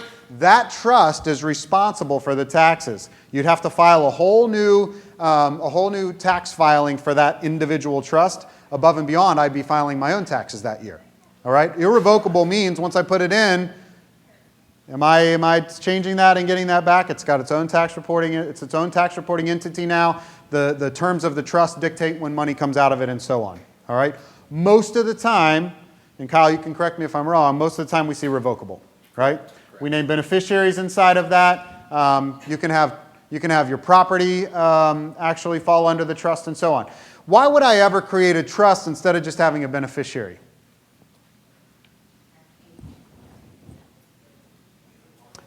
So there are very specific, so if I just name a beneficiary on an IRA, that beneficiary is going to get the money. Do I want them to get all the money at the same time? Sometimes not. So it's very interesting. Before I moved down here in 2011 from Columbus, I was one of our financial consultants for 4 years, one of our advisors in the Columbus, Ohio Investor Center. And I had a client. It's very interesting. I had a client. He was widowed. He had lost his spouse more than a decade before. He was 62 years old, and he was very well off. But he had a 25-year-old son. And his 25-year-old son was not making great decisions. Let's just say that. And so he was very concerned with, if something happens to me, I don't want my son just to get all this. He doesn't have a job right now, he's making poor decisions, and so on. So he created a trust, and very specifically, the terms of the trust, there was an area in the trust that he wrote, my son is eligible to touch any portion of this trust that he can prove W-2 income to match. So think about that for a moment. My son can take $100,000 out of this trust if, in fact, his W-2 shows $100,000 of income. And so when you think about, do you want to trust? Remember, these are your wishes beyond the grave. And if there are certain things that you want to put in place that are very important for your hard work and the money that you've saved, that you want things like that in place, a trust potentially makes sense because you can be very specific on how you want to distribute and when you want to distribute. Okay? Just one quick example of that. But trusts, revocable trusts, report through you. You own it, you run it, you maintain it. You can take it out of the trust anytime you want, just like you could a regular investment account. All right? By law, my investment account that I have outside of my retirement accounts is called a joint WROS. Does anyone know what that stands for? With rights of survivorship. What that means is my wife and I co-own that. If something happens to me, what happens to that account? It's just hers. So when you think about by law, I have created an account that we both fully own together. If something happens to me, it's fully hers. That's by law. Question? Back on the trust, so when you die, who runs the trust? Who's in charge of the trust before and after you die? Yeah, so you're always going to have inside of trusts, you get to decide who you want to be the trustee. So oftentimes, if you have people you trust, they can be the trustee. Oftentimes, we have clients that actually name a corporate trustee.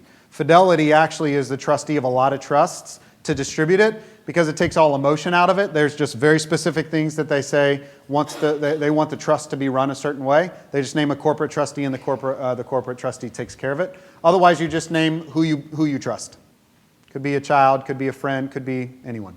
Yep. Question? My dad was in a nursing home in '95. He's spending $8,000 a month on nursing home, and when he depletes all of his assets, would they be able to go after his trust? Is the trust is it a revocable trust? Is it irrevocable? They should not. The question is, his dad is in a nursing home. He's spending $8,000 a month. When he depletes all of his assets, would they, Medicaid in this situation, be able to go after his trust? Would they include that? And I asked the question, is it revocable or irrevocable? The fact of the matter is, irrevocable means it is not part of his assets. They have a look-back period, I believe, of 5 years on that. If the assets went in there prior to 5 years ago, then they should not be able to look at that. I'm going to have to look at it specifically, but I believe that's the rule in terms of a look-back on that. The fact that it's irrevocable means it's no longer owned by him. It's owned by the trust. It has its own tax reporting entity. It is no longer part of his estate, and if it's more than 5 years, it should not be included, but I could look at that specifically for you. Oh, by the way, the question on whether or not, I looked it up while I was over there, the question on Social Security on do payments go up monthly or every year, they actually increase every month. So there's a calculation. If in fact you wait just 1 month, you're going to get a little more. If you wait another month, you're going to get a little more, and so on, versus having to wait the whole year.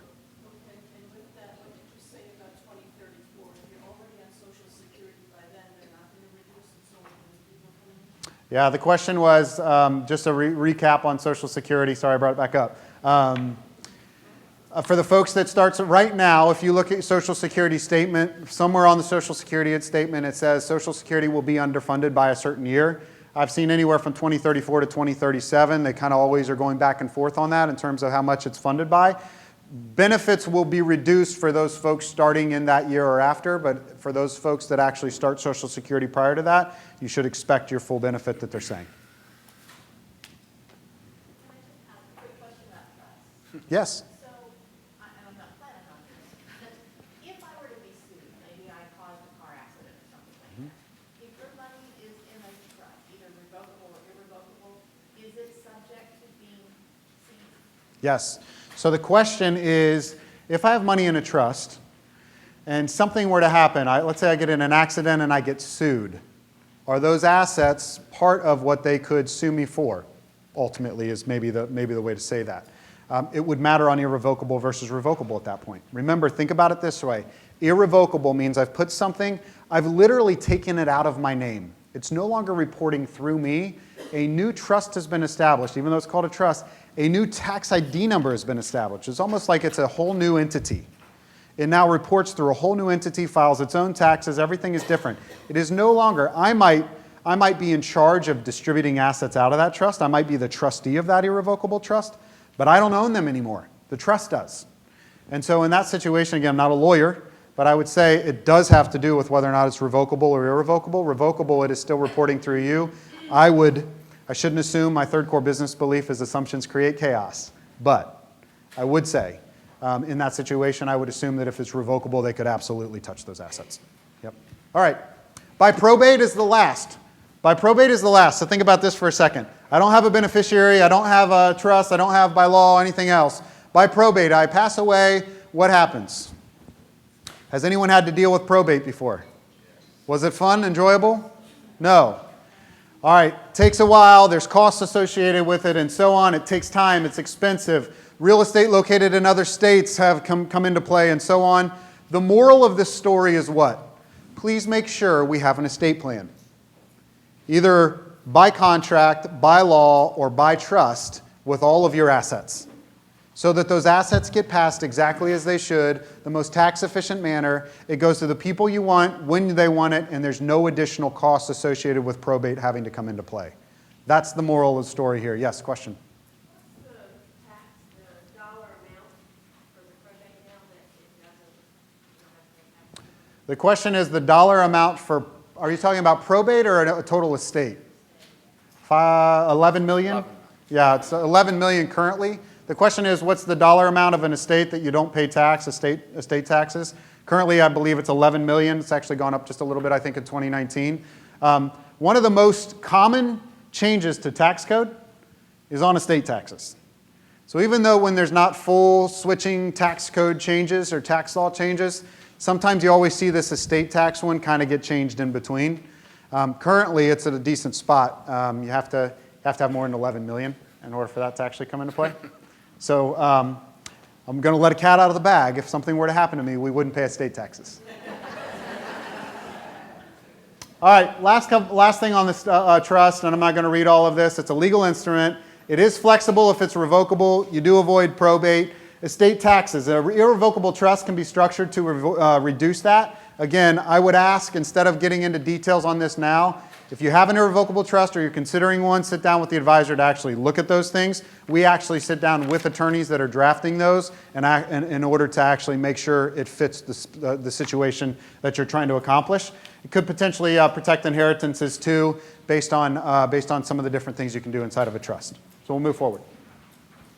All right, so moving on to one of my favorite topics is how to create your actual income plan when you do decide to retire. All right, so this is one of probably my favorite things to do with people because I get to help them spend their money. But it's also very, very important to have an income plan, just as important as it is to save money. It's as important to have an income plan. In 2008, when I started Fidelity, obviously everyone knows what was happening in 2008, right? One of the things that we did in training is we listened to a call. And obviously when you call in, you hear this call may be recorded for training purposes. That's a real thing, right? So one of the things we heard is a lady who called in and she wanted to withdraw money. And the rep on the other line said that there wasn't any money left. And all you heard was the lady start crying, right? And that's always kind of stuck with me. Obviously 11 years ago, I still remember kind of some of the exact words that happened in that call. Because the lady didn't have a good plan. She didn't know what she was invested in. Otherwise, she may have not went all the way to zero. But that's why it's really important to understand how to create the income plan, but also have one as well, versus just calling in and withdrawing money without knowing where you're taking it from, how much you're taking it from, and how it impacts your long-term goals.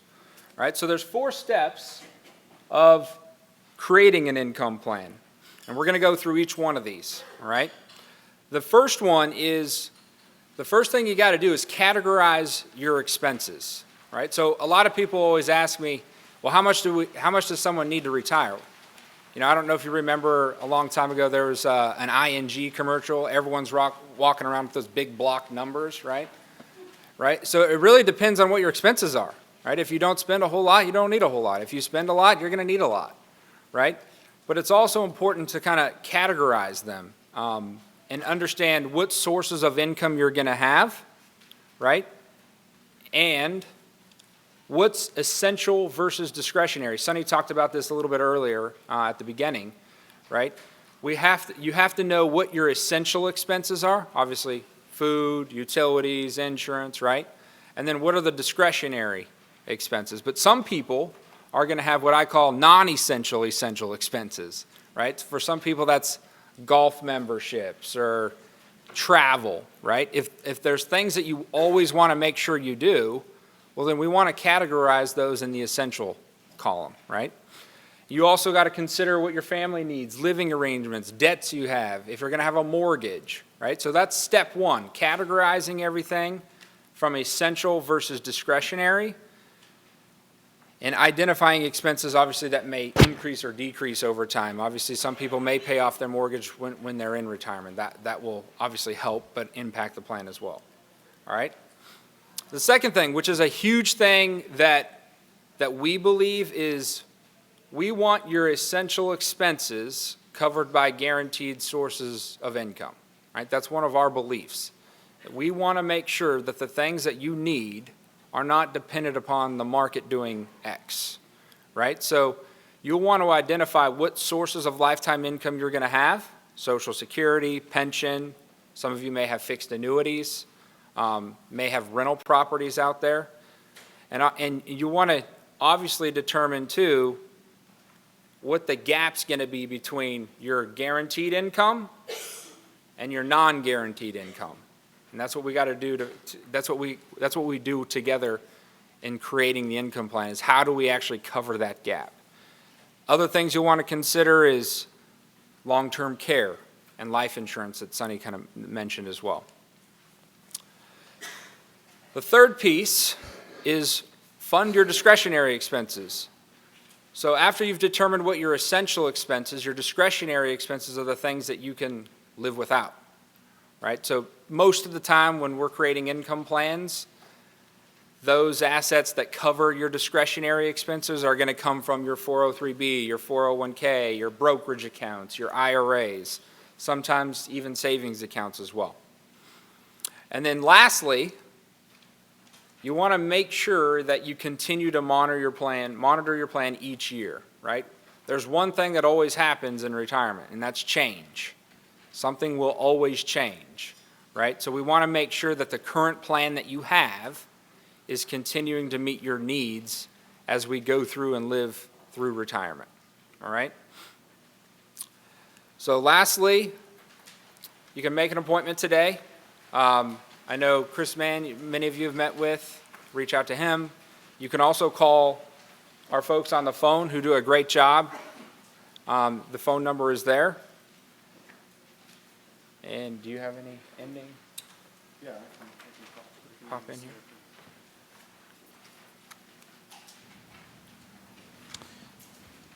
You can put on the methodology slide if you wouldn't mind. Everyone's favorite methodology. No, I'm just kidding. I'm not going to take you through a methodology slide. I do want to just end with this. I know today was, as I mentioned earlier, it's heavy in content, right? It's a lot of things. It's a lot of things. You know, I have a rule that over the last 14 years of Fidelity, I've kind of created my own rule. And I'm going to test it a little bit, but I'm going to tell you why I'm telling you this rule here in a second. I have a rule that I call the 95% rule. And the 95% rule is very simple. If I were to ask each of you in your own lives what you either spend your time doing or who you spend your time thinking about, it likely isn't more than maybe 4 or 5 categories. You either spend your time working or thinking about work. You spend your time with your family or thinking about your family. You spend your time on hobbies or thinking about those hobbies. And you spend your time, I don't know, for me it would be church, would probably be my 4th category. 95% of my waking day is either spent at those things or thinking about those things. I would challenge you probably the similar in your own life. That means there's 5% that's not included. And what I've found in 14 years of Fidelity, what I've found is when we start talking about a lot of these topics, for a lot of folks, this is the first time you've really started to get a grasp. This is right now your 5%.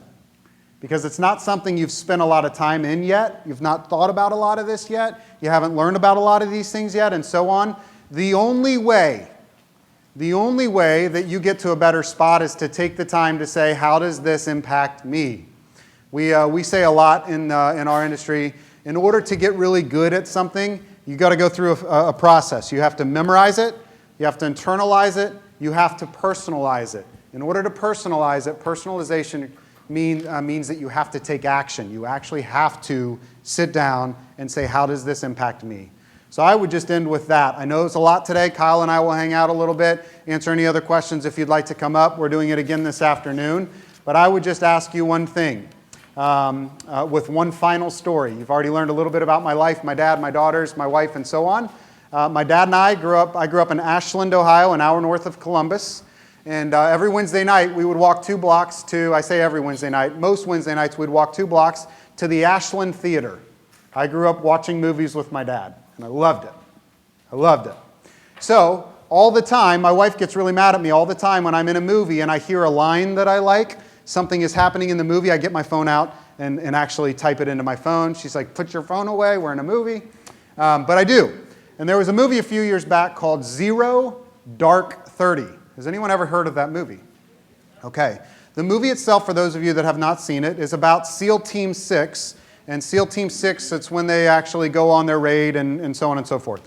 But they're actually, there's a part of the movie where they're actually trying to get, the CIA is trying to get an actual permission from the White House to go on this raid, to try to catch Osama bin Laden. And the Joint Chiefs of Staff at the White House says, do you know 100% with 100% certainty that he's there? And they said no, about 85%. They said, until you have 100% certainty, we will not give you permission.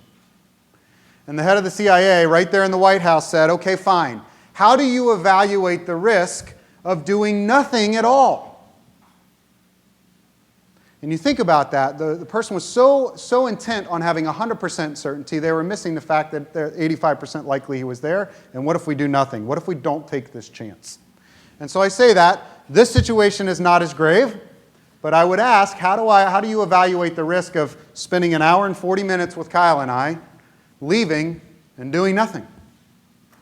So I would just ask, if you have a question on any of these things, on your situation, please take the time to at least find 30, 45 minutes, an hour over the phone with Kyle or any of our other advisors, Chris Mann.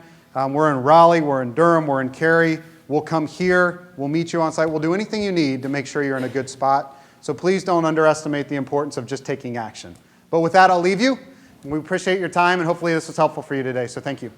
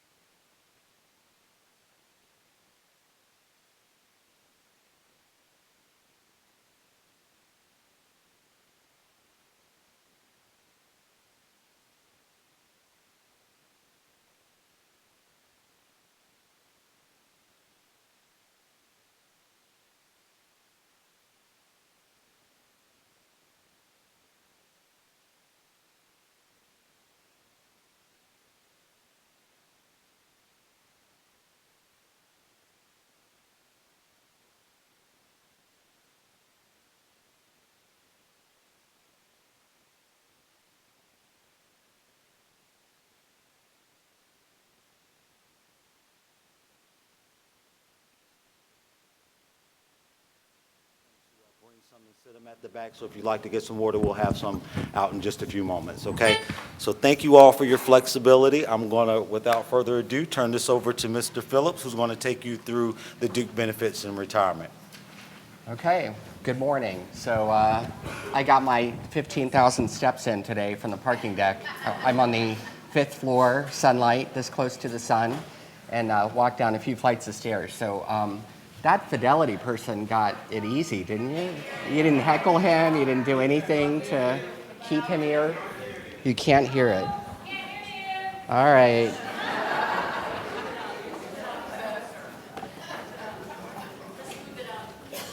Just move it up. I don't know if I'm on. I'm on. You're on. Move the microphone up. Okay. This is my Oprah moment. No, go back. Different. On the tie. Better.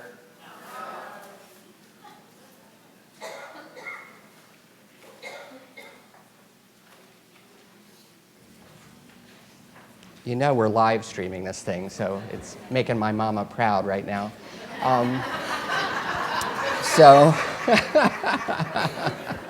all right, so my name's Bill Phillips. I'm a manager in the benefits team here at Duke University and Health System. Percy gave my intro, but I've been here for a little bit over 15 years in total. Took a sabbatical to work at a big bad financial institution that's good. But anyway, different industry. So I'm happy to be in a place that has a mission that's going to help people. More volume. All right. I'm going to break down and use the mic here. I grew up in New York, so I like to talk with my hands, so this is going to be hard for me, but I'll adjust, if you will, too.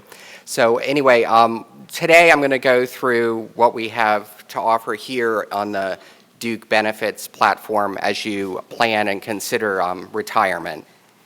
So we'll go over a couple of topics today of significance, life insurance being one, educational benefits, retiree health and dental insurance, and then we'll walk through the Duke retirement plans in more depth also. So life insurance, in today's world right now, as an active faculty or staff member, you've got a $10,000 policy, and if you wanted to continue that into retirement, you could convert that into an individual policy by calling the carrier directly, which is MetLife. And your rates are going to be based on the age at retirement, and they go up in 5-year age bands. So generally, this might be a good policy to continue, but I'll tell you in my experience of 15 years at Duke, most people evaluate this, get the pricing if they have an interest in that, and might decline, because the key with life insurance is who do you need to support upon your death and retirement. So if $10,000 is going to be the deal breaker, it might be worth working a little bit more. So candidly. Now, where it gets a little bit more interesting in terms of dollar value for life insurance is if you have extra life insurance with us, so supplemental life insurance. So that's going to certainly be more than $10,000, and it would be something that you've enrolled in voluntarily through the years through Duke University, the benefits program. And here, you could enroll, you could continue that policy at retiree rates, which are going to be a bit higher than active rates. All of these rates are online, so there's no mystery about what our retiree supplemental life rates are. So you can actually continue that forward into retirement by contacting our administrator, Mercer Voluntary Benefits, and you guys have some checklist in the back of your book for this too. But this might be something worth considering as sort of a stopgap until you maybe reach a certain point in your retirement life. You can do as little as $25,000 of coverage or up to how many times you have in place right now. So worth considering as you're kind of planning out and plotting out your future in retirement. One little thing, universal life is the same type of concept. It's a whole life policy that builds up a cash value over time. So if you're one of the people in the room that have a universal life policy, you'd want to talk to the carrier for that, which is either the Holroyd Agency or North Carolina Mutual, because you have an option in that space to potentially continue it or cash it out where it's actually accumulated a cash value over time. And that's how a whole life or universal life policy works. Going back up to supplemental life, so this is a term life insurance policy, and what that means is once you cancel the coverage, it doesn't exist anymore. There's no cash value with that. And those tend to be lower cost plans than a whole life or universal policy that builds up a cash value. So I'm going to tell you a little trick. If you have this supplemental life insurance with us, there is a service that's free for you, no additional cost, where you could get a will prepared for free. So along with a will preparation for free, you can also have a healthcare power of attorney, a kind of a regular financial power of attorney, things in that space. So before you run out and go, I don't need this in retirement, make sure before you consider canceling it, if you don't have a will or you haven't updated your estate documents recently, I would encourage you to do that. You can't go to any attorney. It's a network of attorneys. You basically call the company, you give them your zip code, and they'll give you a few attorneys to choose from. So this can be a good value. You know, I live in Raleigh, and depending on how much wood and leather is in the office, a will can be anywhere from $500 to $700 per person. So you can do this for you, and if you've got a spouse or a partner, you can also have one done for them. So that's the little nugget that I'll share for supplemental term life that I think is worth you knowing about as you go down this path.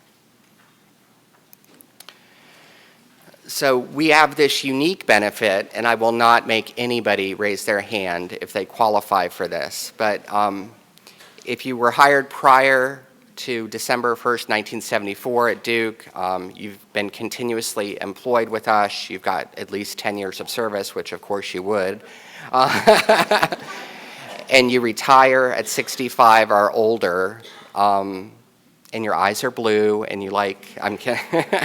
So you get this post-retirement certificate that we just give to you. It's $2,500. I'm not sure if it's going to help bury anybody, but you might have a heck of a party for $2,500. And if you qualify for this, you know it, and we'll tell you during the benefits appointment when you retire. We'll get information from you where we send that certificate to you. It's signed by Tolman Trask, and I think Dr. Price does it too. So anyway, if you want some really good street crud in the retiree community at Duke, you hang that on your wall, and people know you're important and have contributed a lot to us over the years. So, education benefits. Education benefits, the Children's Tuition Grant benefit. So this is, mostly for people that have been with the university side of our business, the academic side. If you qualify for this and you're looking at retirement, good for you. Here's how it works. So meet the rule of 75. So that's your age plus your most recent continuous service. If that number is 75 or greater, then you qualify to continue this into retirement. Or if you retire on or after 65, we just say it's yours. If you've got a college-age kid at that age, you need all the help you can get. Speaking as a father of an 11-year-old child, and I'm going through a lot of tween behavior and door slamming, I'm glad I'm in my mid-40s and going through that. But anyway, tremendous benefit. If you qualify for this based on these criteria, you'll be able to continue to have that benefit. So this is the big question that we tend to get in the benefits office, and that's retiree health and also dental insurance. So there's two questions that we have to ask in this space. The first being, am I eligible? The second is going to be, how much is this going to cost me? So we'll walk through this.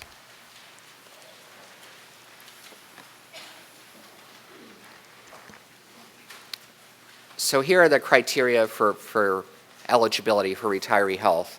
You must be actively employed at Duke and participating in the health and dental plan, whichever one you want to carry forward at the time of retirement. So check, that's pretty easy to satisfy.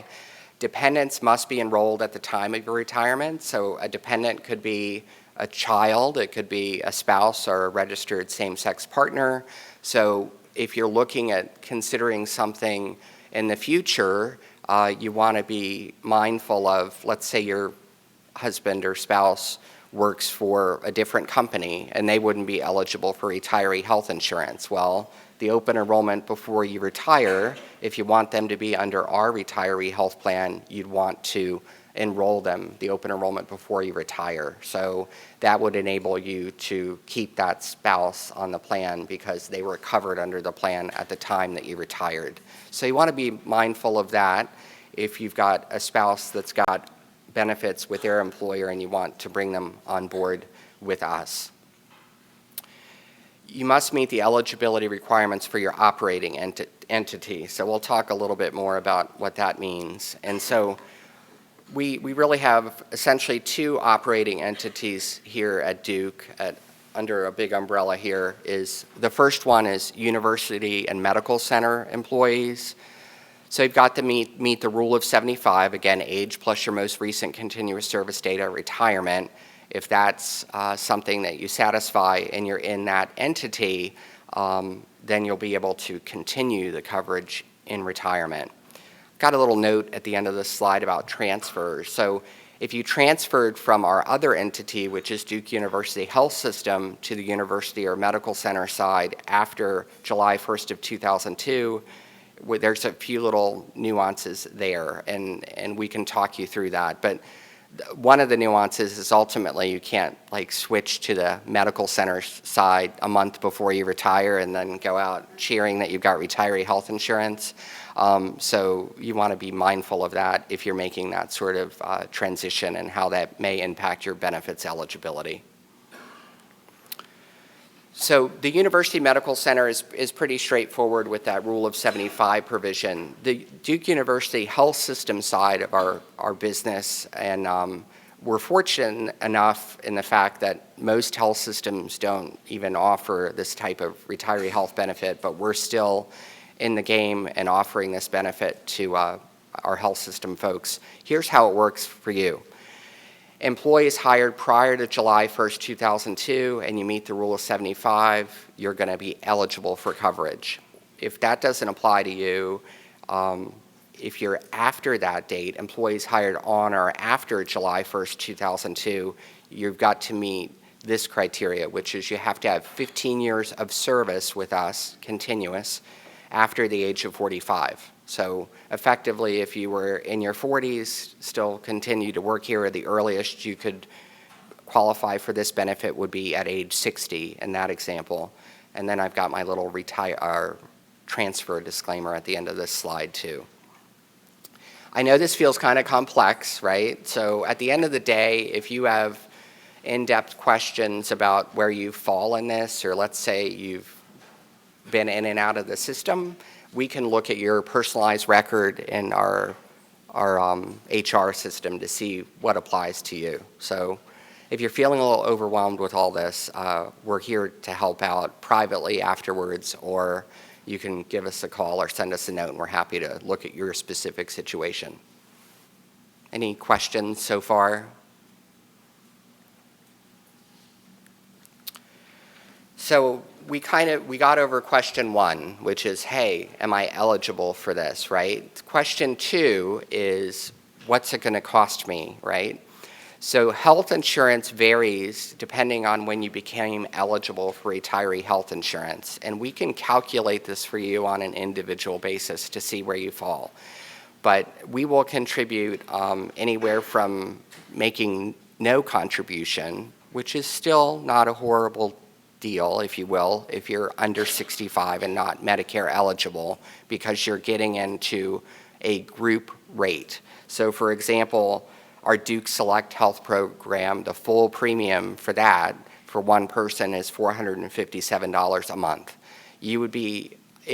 Candidly, it would be impossible for you to go out in the open market under 65, not Medicare eligible, and get that sort of comprehensive medical plan for under $500 a month. In reality, you'd probably be looking at anywhere from $1,000 to up to $2,000, high deductibles, things like that. So granted, the no contribution might not sound so appealing. In reality, compared to where the market is, it's still compelling. So where it gets more interesting too is where you fall on the continuum of the premium subsidy. That can range anywhere from 0, 60, 70, or 80. And so to give you I'll give you an example as we kind of dive into the health plans about what that range would look like. And we have this information available to you on a personal basis if you need to reach out to us to know about your specific information. But let me walk through some of our health plan options as you retire, and then I'll talk to you about kind of this rate range window so you have an idea for some planning purposes.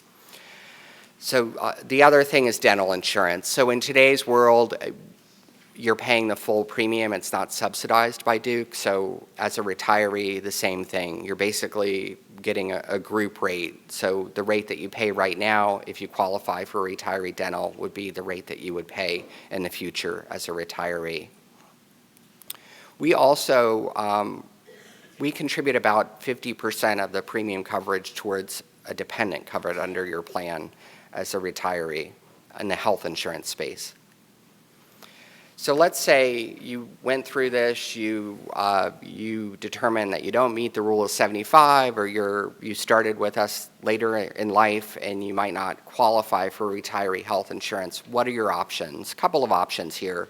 Coverage through COBRA.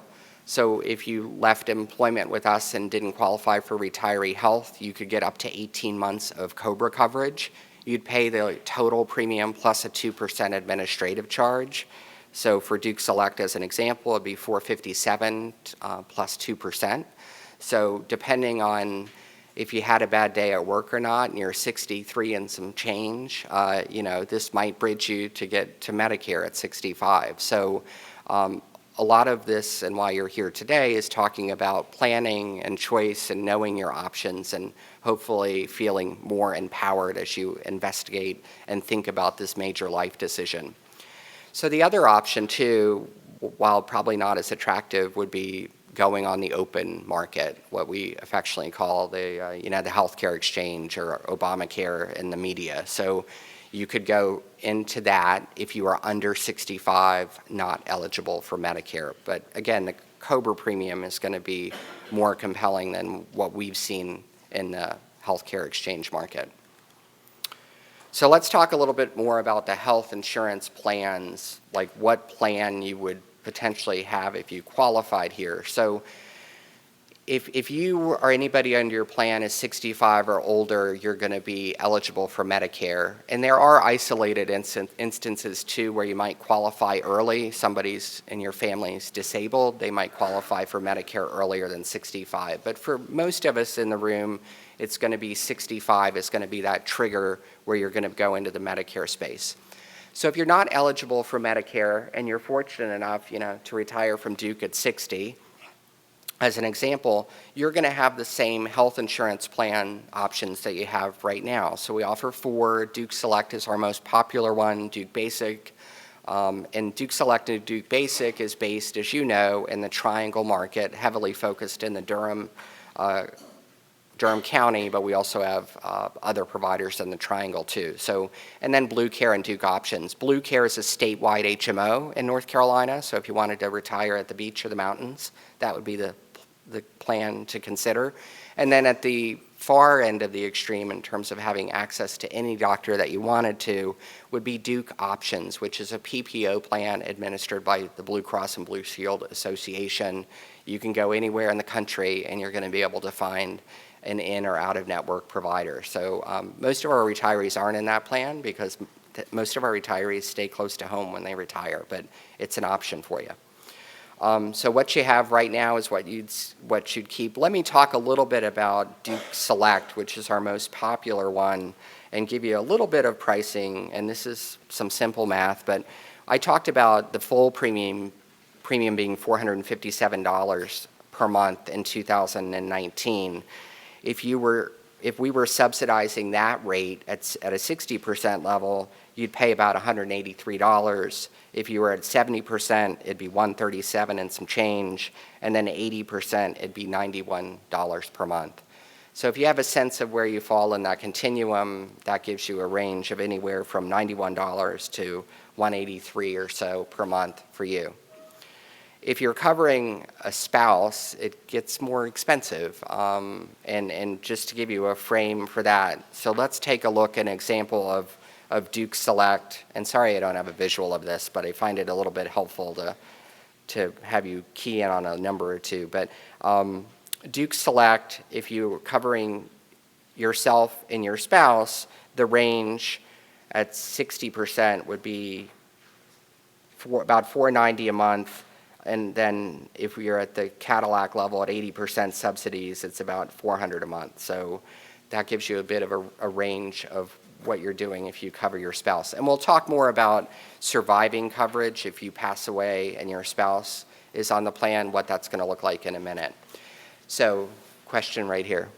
What you're talking about right now, if we then utilize this and have retired prior to 65? These are correct. So Duke Select is the example I'm going through, and I'll go through the other scenario too. Good point. So let me just frame this, make sure we're on the same page. What I just quoted a range on is for Duke Select, everybody's under 65, not eligible for Medicare. So those are the ranges. So if that doesn't apply to you, we're going to get to you in a minute and go through some ranges on that too. Can you just explain, just generally, what the difference between a 0 and 80, who's eligible, kind of generally, the 60, 70, 80% coverage? It is going to, Like, I have no idea. you have no idea, okay, fair enough. If you, 80% is going to be, let me go back a slide or two. 80% for an example, so that's the best thing. That's what all our retirees that have been, we've got, 100-year-old retiree out there still living. If you're in the health system and even in the university, this July 1, 2002 date is kind of the lever for the 80% level. So if you met the eligibility criteria by 2002, you're going to be at the 80% level. In today's world, as we've all aged through the system, we're looking at, most people are going to fall right now that are retiring more than likely in the 60 or 70% category. So if that helps kind of gauge. If I were doing this personally, I'd probably look at the 60% level for retirement planning purposes, because you always want to have a little bit of a cushion. And even if you're at 70%, the delta is not going to be that much. If it's going to be a $50, $60, $70 more a month between one or the other, I'd go with the higher end of the range that I quoted for financial planning purposes. I see somebody in the back of the room. What's your?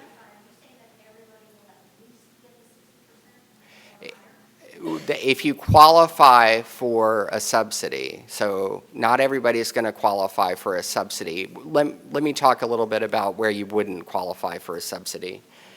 If you are with the health system, you're going to potentially be in the 0% category where we wouldn't subsidize that. So if you're a health system employee and you're in this bullet 2 on the screen, hired on or after July 1st, 2002, so you're basically a new hire as of July 1, 2002, you're going to have access but not a subsidy. So that's the only group in this group that would have the access but not a subsidy. So if you're with the Duke University Health System, and everybody on their badge is going to say either health system or university or med center or something like that. But if you say health system on your badge, you're a health system person. If you were hired on or after July 1, 2002, then you'd have access only after you have 15 years of service with us.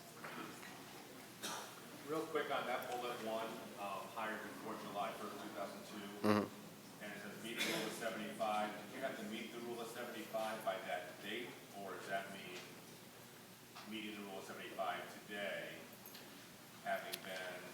Honestly, in fact, it's a good question. It is basically if you, when you meet the rule of 75. But if you're in that category, you met the rule of 75 between 2002 and now, right? Just because of your age and things. But good question. So to clarify, it's when you meet the rule, it's not met, right? So if you were hired prior to July 1st of 2002, you've had no break in service. Once you meet the rule of 75, if that's a future date, well, we'll assume it is, then you're eligible for coverage.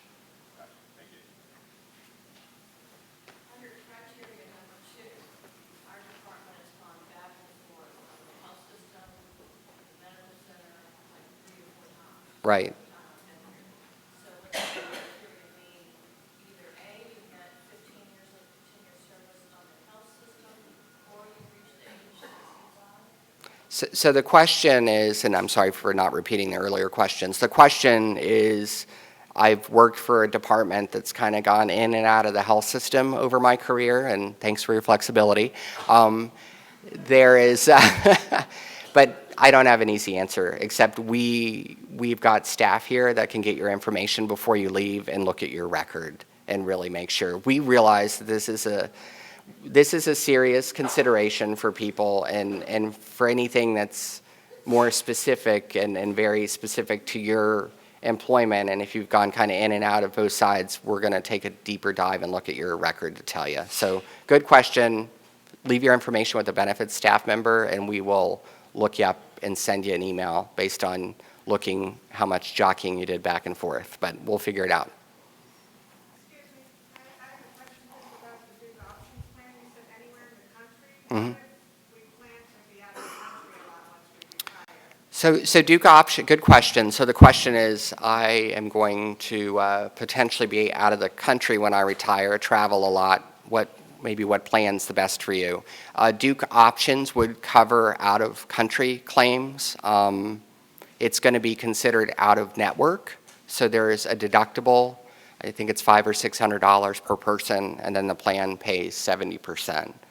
And you have to, it depends how long you're going to travel. Some people might stick with our Duke Select plan and then buy travel insurance. So you might want to do the math and figure out, depending on how many times you're going to be out of country in a year, what makes sense for you. Sometimes it might be more economical, especially if you're covering a spouse, to just buy temporary travel insurance. But good question. If you do retire at age 60, are we allowed to then switch plans every year until we're up to age 65? So good question. So can I switch plans every open enrollment up until 65? And the answer is yes. So you'll be able to switch plans every fall for the beginning of the new calendar year.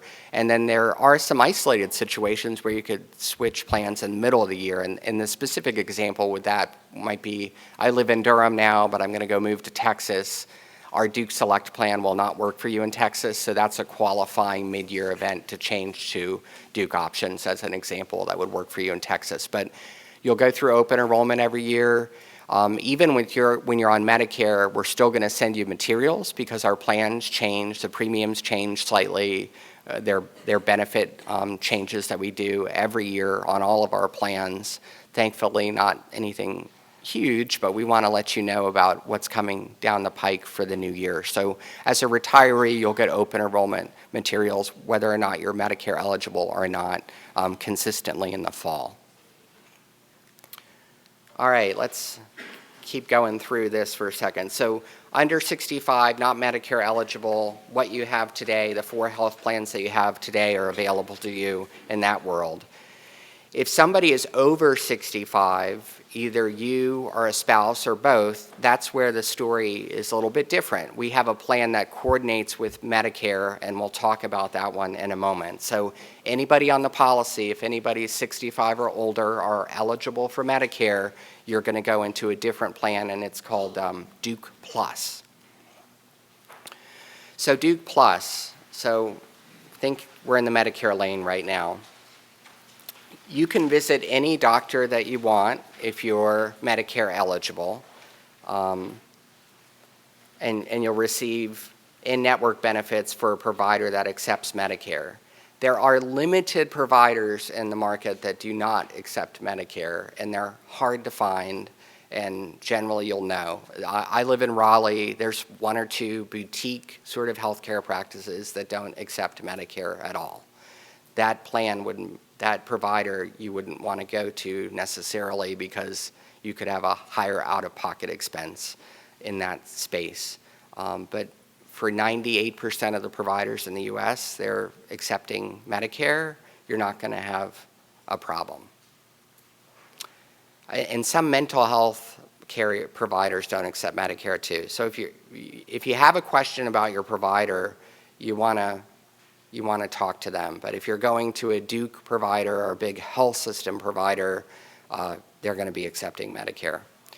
So what happens, let's say I'm 66 on Medicare and my wife is 55.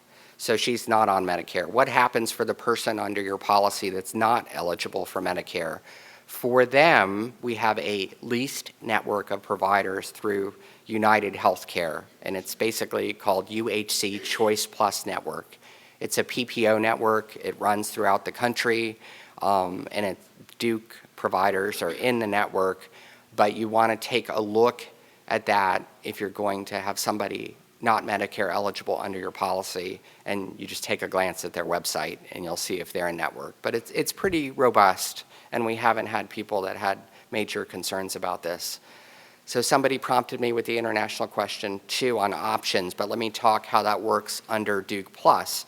So under Duke Plus, under the current Duke Plus program, if you're traveling outside the United States, it's an out-of-network benefit. So I think it's a $500 or $600 deductible, and then the plan pays 70% of the allowable charge after that. So that's how our plan currently works with out-of-country claims. I have a question on your slide before that you say that if you're under 65, you can choose the same insurance plan, but then right below that you say if you're under 65, then Duke Plus is primary. Right, so I'll back to the slide here. So the question was, is anybody over 65? And if nobody's over 65, then everything stays the same. Bullet 2, second, would be answering the question, anybody over 65? If the answer is yes, then at that point you go into Duke Plus. But the last line there says if you're under 65, then Duke Plus is primary. So it looks like it's saying two different things. I think you're right. Yeah, you caught my typo. So I apologize for that. Well, actually, no. Actually, Duke Plus is going to be primary. Let me talk through this for a second. So if you're under 65, you don't have Medicare, right? So Duke Plus is going to be where you get. Do we have you guys already got the preparatory work for Medicare, right? So in Medicare, if somebody's on Medicare, they're going to have Medicare Part A and B, right? And that's going to be their primary insurance when they're on Medicare. And then in that case, so let's take me, I'm 66, I'm on Medicare. Medicare A and B is going to be primary for me. And then Duke Plus is secondary insurance. So Medicare will pay first, Duke Plus pays second. Let's take a look at my wife example, 55, not on Medicare. So she's going to fall into the under 65 group. She doesn't have Medicare. So Duke Plus in that case is going to be primary, potentially the only insurance, but they're going to pay first. And the second payer probably won't be anybody unless they had another health insurance plan. I lost you in a sea of people. Did that answer your question? No. I'm so confused by the two sentences of Duke primary. That's only if spouse is already on Medicare, then you're saying? Right, so if the person is on Medicare, Medicare is going to be primary, Duke Plus will be second. If the person's not on Medicare, then Duke Plus is primary, that's the only one. Maybe I should say Duke Plus maybe I shouldn't use the term primary. Anyway, see me afterwards if you still need help getting your brain around this, because it can be confusing. Yeah. So, when you're 65, regardless of whether you're retired or not, then you apply for Medicare Part A, right? But Part B, you don't need to apply for until you're retired, older than 65 and retired. And how does that, or do you not have to do that if you're eligible for Duke Plus? Okay. What's the relationship between Medicare B and Duke Plus? All right. You guys held all your questions for me, and I appreciate it, but okay. So good question. So if I am, everything I've talked about before is really geared towards somebody that's retired from Duke. Let's change lanes a little bit and say, Bill, I'm still working. I love my job. I've got a mortgage to pay and kids to finish through life and launching. So I'm 66 and I'm still working, right, at Duke. You're an active employee at Duke. What happens? Well, you're going to stay on your coverage that you have with Duke as an active employee. Let's say it's Duke Select. What happens for you in Medicare? Medicare A is going to be your automatic. You've paid for it your whole working career, so you're going to get that automatically. Candidly, I shouldn't say this. My boss is in the room. I can't even see where she is. She said she might heckle me if I needed a little heckling, but if you are actively employed and you're over 65, you're going to get Medicare Part A automatically. Duke is going to, Medicare A, it's on autopilot for Medicare A. Mm-hmm.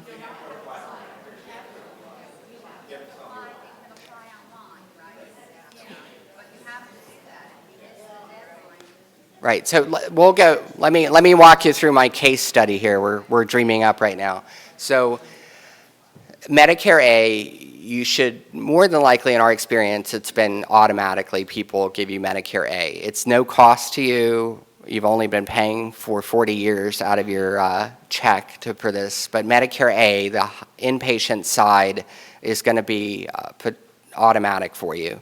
Medicare Part B, as in boy, is something that you pay for. If you're actively employed at Duke and working and have active health insurance with us, you do not need to enroll in Medicare Part B right now because that's going to cost you more money and it's not required. We're going to cover you with your active health insurance plan. I will warn you, when you get very close to 65, like 62, I'm kidding. Every marketing company with any insurance company is going to send you a bunch of junk in the mail trying to get you to enroll in a supplemental Medicare plan. So you need to put that in the circular file if you've got no interest in that. But so you're actively working, you're 66 years old. Let's say at 70 you go, hey, I'm really out of here, I'm going to retire. What happens after that? You retire at 70, then at that point, you go back to Medicare and say, look, I've been working all this time under an active health plan with my employer. I'd like to pick up Medicare Part B right now. We want you to do that about 3 to 4 months ahead of time before you make that retirement decision. Start that dialogue with Medicare. We will provide you with what I affectionately call a get out of jail letter so they don't penalize you for enrolling, quote, late after the age of 65 for Medicare. And why you're not late is because you've been actively working under our active employer group health plan from 65 to our case of retirement at 70. Go ahead. Same example, you're actively working, but your spouse is over age 65. Do they just remain? Good question. So that same person has a spouse and they're older and eligible for Medicare. They're going to keep riding along with you. They're on your coattails because the policy is with you. So that spouse could delay their Medicare enrollment until they come off of your active employee health plan at Duke. And then we would give them the same get out of jail letter so they don't get in trouble for enrolling after the age of 65. Good question. I've got one more and I'll get you. So you say, once you turn 65 and you sign up for Medicare, you're active enrolling, you stay with your So if I'm an active employee at Duke and I turn 65, the answer is don't enroll in Medicare B. To my knowledge, you get Medicare A automatically. They just turn the switch on. But Medicare B, that has a premium, you do not want to enroll in if you are still actively working at Duke. Which will become primary. If you're actively working at Duke after 65 or older, it's only Duke primary, like Duke Select. Medicare's not in the picture. Medicare becomes in the picture later down the road when you decide to retire from Duke. And then at that point, about 3 to 4 months beforehand, you'll want to contact benefits, you'll want to contact Medicare and enroll in Medicare Part B at that point down the line. So do not, if you are actively working at Duke and have our health insurance, do not enroll in Medicare until you retire. And so here's my little nugget. Like, you guys know in a doctor's office, there's a lot of staffing changes. If you are over 65 and you're actively working and have our health plan, they are going to say, do you have Medicare? And here's our response, no. Because if you are actively working, our plan, Duke Select as an example, is going to be your only insurance, not Medicare. And if you hesitate with that answer, you're going to be in a billing nightmare, and I don't want that for you. So key thing, I'm active, I don't need Medicare. When I retire, I need to enroll in Medicare. But don't you have to sign up for Medicare at 65? You generally don't unless you're getting Social Security benefits. Okay. Part A, but that's not signing up. Okay. Okay. Well, we'll take that as a takeaway for us to research.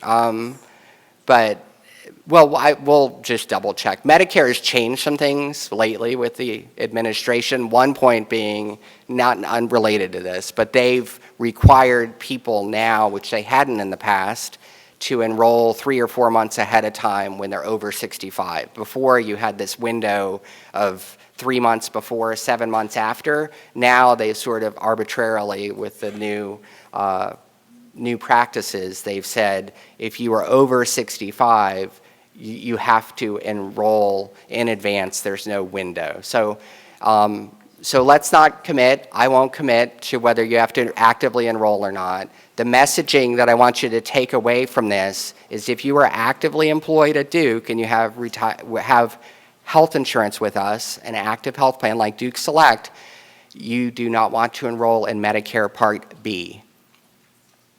And then Medicare A, that's your prerogative if you want to do that. And the mechanism of that, I'm not sure, or there's some questions about that. But anyway, as you get closer to turning 65, if you have questions, you can call Social Security or Medicare. But ultimately, if you're still working, do not pick up Medicare Part B. That's kind of the end message that I want you to walk away with. And if it gets closer and you go, what in the world did Bill say?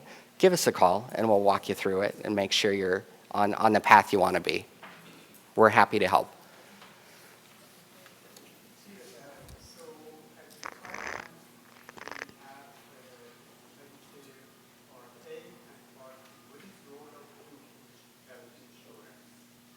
So let me talk, that's a good precursor to my next slide. So I've got Medicare and the basic question, I'll put my spin on it is what does the Duke plan do for me, right? I've got Medicare A and B, what's Duke? So this is a good lead into my next slide, so I appreciate that. So what does Duke do? So it's very much modeled like our most popular health plan, which is Duke Select. So Duke Plus in-network, this is what it looks like for 2019. You pay a copayment just like you do in today's world. So $20 for primary care, $55 for a specialist. So, or it could be less depending on what Medicare pays. So I need simple math. So what is that or less after Medicare pays? If this will not happen, but let's say a specialist, for simple math purposes, charges you $100 for that specialist visit, right? Medicare is going to pay 80% of that, leaving a bill of $20, right? Instead of paying $55, you just pay the difference of $20. the real value in our health insurance is actually something that's linked to it, which is pharmacy, and I'll get to that in a second. So my general layman's kind of elevator speech on this is, what does it do for me? It helps on the medical side sometimes, but where you really have value is the pharmacy, and we'll talk about that in a second. So inpatient, staying in the medical lane for the moment, inpatient hospital admission, $600 if you're at a Duke facility, and this is a helpfulness because if Medicare were the only one in the picture, I think their deductible is $1,200 or $1,300 for a hospital admission, so you're going to pay half of that in this environment for an inpatient admission, and then skilled nursing is a $250 copayment per admission. So on the medical side, you may not see major payments from Duke Plus. It just kind of depends on how intensive your care is, right? Where you get most of the value for most of us is going to be pharmacy. So our pharmacy plan is through Express Scripts, which is our current pharmacy company. We are a Part D Medicare plan, but sponsored by an employer. So this is the pharmacy piece of your benefit, and it's inclusive in that medical rate that I talked to you about. So this is where you get the value out of having Duke Plus, potential value here. It looks a lot like Duke Select, 31-day supply at retail. You're going to pay the copayment that you're used to paying. Home delivery or mail order, same thing, copayment you're used to pay. So the pharmacy side looks just like what you have right now, same co-payments that you've got. So that's the value in Duke Plus, is really pharmacy, and depending on your severity of care, it could be meaningful in medical too, like for hospital admission, surgeries, things like that. But how do you maintain your retiree health insurance? The bar is pretty low. You just need to pay us. So you'd pay your premium. If you are under the employee's retirement plan, our pension plan, we will take that right out of your check every month, so you don't have to worry about it. If you are not eligible for the pension plan, and we will actually either accept a good old-fashioned check, but we would actually prefer that you set up some sort of bank drafting arrangement with us that we could pull the funds out of a designated checking or savings account. And then Medicare B, you're going to have at the point that you retire, and then those Medicare B premiums are deducted out of your Social Security retirement benefit. So a few little guardrails here, important reminders for you. You cannot re-enroll in retiree health or dental if you cancel coverage. So we're bitter. Once you're out, you're out. So you want to be careful about that slick salesperson that knocks on your door trying to sell you a policy. It might not be a bad thing for you, but before you sign on the dotted line, we want you to make sure you've looked at our plan and make sure that's the right choice for you and your family. So you've got to maintain our coverage to keep it. If you cancel it, then you're out. There is one exception for those people that are on their second or third career. Let's say you retire from Duke and you go, I'm going to go work wherever, and they have health insurance benefits where that new company you're going to. You could suspend your health or retirement or your retiree health or dental coverage with us as long as you have that coverage with your new employer. So we didn't want to penalize you if you wanted to continue on and have a second or third career. Your happiness is important to us, and so that's the little suspension clause. But if you're truly retired, then if you cancel it, you can't come back into it. Correct, yes. So in terms of premium, you'd pay for Medicare Part B, and you'd pay the premium for Duke Plus. So the cost is $400 and whatever it was? It covers some medical, but the big thing is prescription drugs is where most people see the value. The 400 and something is, I'm not sure where you're quoting from. Is that from a spouse? Yeah. How much does Duke Plus cost? How much? Oh, thank you. Yeah, Duke Plus is $468 a month. That's the premium. But let me talk about range. So 468 is if you had no contribution from Duke, right? Candidly, there would be virtually no reason for somebody to take us up on the offer. If you were Medicare eligible and you had a choice of 468 with us versus the open Medicare market, which is quite competitive, you should seriously consider the open Medicare market, what you can get in the Medicare space. I will warn you, a lot of people use this marketplace term interchangeably between Medicare and not Medicare, and they're very different things.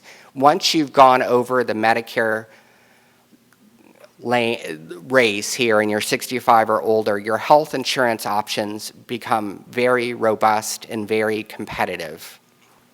So if you didn't qualify for a subsidy with us, more than likely you just go out and shop around and get a Medicare plan. The North Carolina Department of Insurance has a tremendous resource that's still there and funded, which is an advisory group that's made up of professionally trained people to help guide people through selecting a Medicare plan in the open market, right? So let's dig a little bit deeper about what would it cost me for Duke Plus if I had a subsidy, and the range is going to be between 60 and 80%. So for example, if I were at the 60% level, it'd be about $187 a month. If I were at 70%, it'd be at $140, and then at 80% would be $92. So that gives you the range for a subsidy for Duke Plus. That's individual. I can talk to you a little bit later about spouses on the plan. I'm throwing a lot of numbers at you, and we'll probably add some of these in terms of ranges so you have some visuals to take home with you the next time. Go ahead. Is there somewhere online that we can go and find out what specifically our percentage would be? So the question is, can I go online and see this? And candidly, we would prefer that you email or call us, and we can send you something. It's incredibly complex because of where people, like the person in the room that has been in and out of the system, we realize that it's really important to get this right, and we don't have the programming capability for every nuance. So, so candidly, it's on our wish list, but we don't have it. But we're happy to answer that with a call or an email and send you an information sheet on how we arrived at the number. Okay, so again, you got to pay your premium. Someone asked, do I have to pay Medicare Part B? Yes. Do you have to pay Duke Plus if you want that plan? Yes. So I guess the not so great news for people is when you're retired, your health insurance expense is going to go up, even if you're getting the most subsidy from Duke, and that's typical of many employers. Candidly, as we age, you're a higher cost population from an actuarial perspective, and so that is reflective in our premiums. So surviving spouse. So let's say you are covering a spouse under your retiree health insurance and you pass away. What happens to that spouse? That spouse is eligible to continue their coverage as a surviving spouse, and they would just drop down to the single rate of coverage and the associated premium with that. And we only have a few caveats. You know, if they remarry, we know you wouldn't be happy with that, so we cut them off. And then, again, if they don't pay the premiums, we'll cancel the coverage. But we certainly give people more than adequate notice about that. So other benefits outside of the retiree health space, you might have life, you might have car insurance, auto insurance with us, with MetPay. You can continue that as a retiree. You just contact them directly. Personal accident insurance is relatively inexpensive insurance. If you got hit by a bus, then that would be available to you. If you're a credit union member, you can continue that or even join that. You've got access to some athletic facilities through discounted rates. We have a retiree association that has twice a year events, usually at the Washington Duke Inn. You can sign up for that. That's free. We've got some educational learning things with Duke that you can sign up for. There's usually a cost per class, but it's pretty nominal. And then the libraries, this is a big question for people. Anything in paper you can do without a fee. If you need something electronic, you've got to charge a fee, and it depends on the library that you're using. But there's some controls that we have with electronic things within the library system that we have to know that you're connected with us, and there's some administrative cost and things with electronic resources. But if you want a good old-fashioned book, generally at most of our libraries, you can take that out. Just a quick question. Do you actually get a Duke retiree ID card? If you want to get one, you can have a Duke retiree ID card. I think it's a nominal fee, and either your department would send the card office a letter, or sometimes Duke HR does. Generally, what we find is that people don't need that. They usually just say, hey, I retired from Duke, and if there's a discount to be had, people can get it. But on occasion, we can get you a Duke retiree card. How to do that is in our retirement plan workshop book, and generally it'll give you instructions on that. It's a letter from your department and/or Duke benefits. They issue you a card. It doesn't have access to anything, so it's really just a photo ID.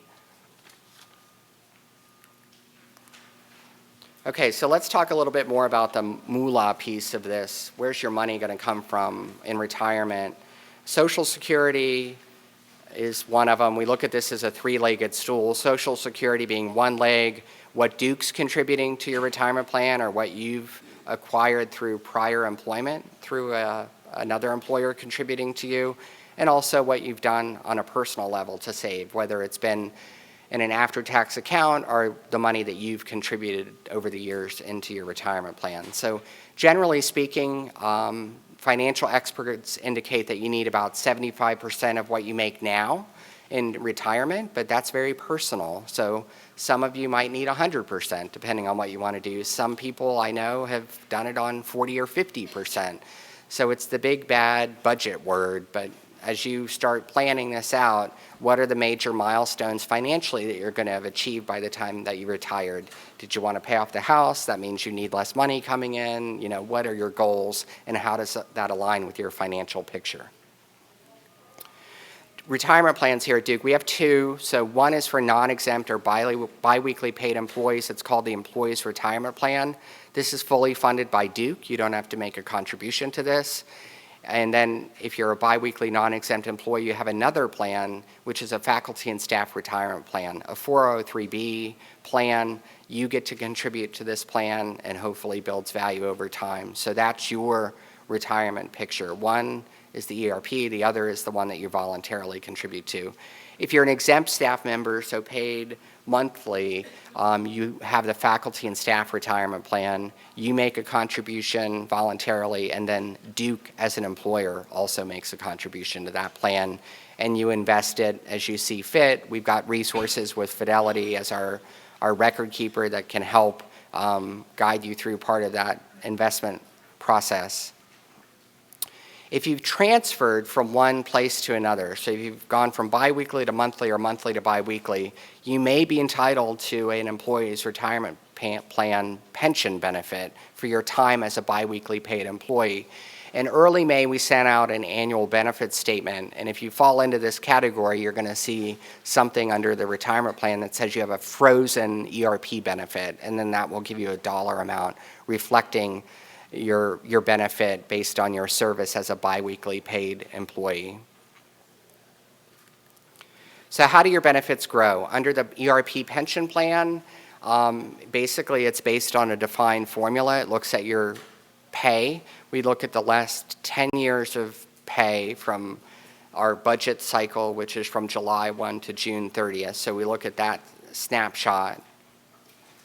And then if you, we take a look at the last 10 of those years, and we take the highest 5 consecutive ones.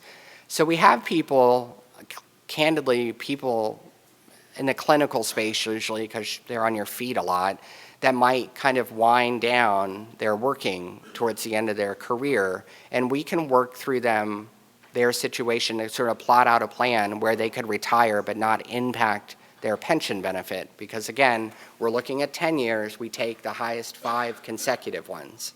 So some people might be able to sort of taper off a little bit. This can be good from an emotional, financial perspective too, and we can help guide you through some of the decision points there. So your pay, years of service at Duke, and how old you are when you retire factor into what that benefit's going to be. The faculty and staff 403B plan that you're in, that's going to be based on how much you've contributed and how much Duke's contributed if you're an exempt employee, and how the investments are performing. Faculty and staff retirement plan, I'm sure Fidelity talked through this, so I'll try to be brief. You can do a contribution before tax, after tax, or a combination of the two, whatever meets your needs. It's done through payroll deduction. You choose where it's contributed and how much you want to invest. 1% of your pay is the minimum contribution if you want to enroll in the plan. And here are some of the maximums that we can do. $19,000 if you're under 50, and then $25,000 if you're over 50, and then there's a stipulation about if you're more than 15 years of service, you might be able to do a little bit more. If you have questions about that, let us know. This year, at the beginning of the year, on the Duke at Work employee web portal, we put everything is automated online through single sign-on. You put your net ID and password, and you can connect to make your payroll elections for the 403B plan there. You can actually connect directly to Fidelity, our record keeper, to see your account balance too. So that's trying to make it easier for you to access this information on a continuous basis.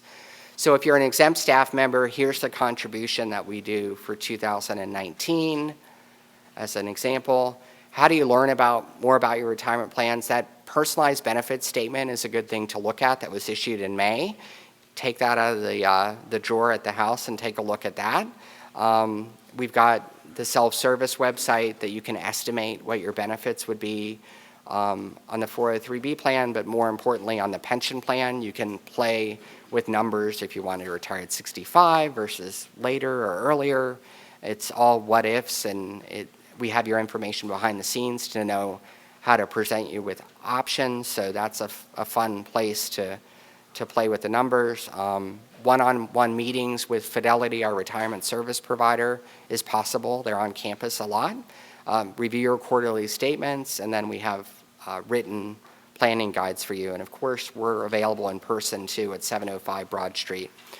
So what's on your to-do list? Review your retirement information, preferably over an adult beverage like a glass of wine. And then you might want to meet with Fidelity, our record keeper, to get their thoughts on things, and then review your retirement choices, make sure you're diversified. Fidelity, I'm sure, went over this. As you're getting closer to retirement, you want to be a little bit more conservative in your investment approach so that you have less volatility in your portfolio, and consider contributing to the plan or making more contributions, kind of putting the pedal to the metal at the end of the race to increase your retirement savings. So this is where we get to take just a brief stretch break. Let me qualify this for a second. So if you are a biweekly paid employee and you have a pension plan benefit with ERP, we want you to stay for a few more minutes, and we'll talk you through the logistics of that. If you are not eligible for the pension, so you've been an exempt staff member for your whole working career here, you can stretch on out of here in a quiet manner, and you don't need to stay for our pension. We've got people in the back of the room and around that are from benefits. If you want to have a discussion with them, you can, or give us your email, and we're happy to follow up. But we'll take about 5 minutes now to let people make this transition.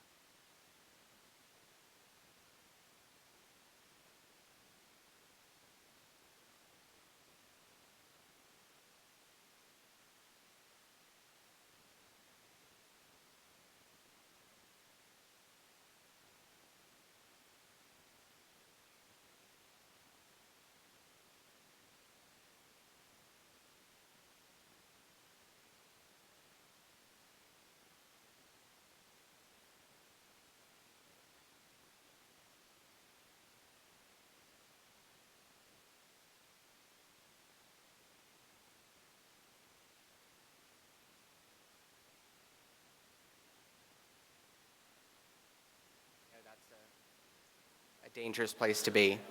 So if you've been a biweekly paid employee, just to refresh your memory, you have a pension plan here at Duke. We pay for it. There's no cost to you. It's under a formula that we talked about before.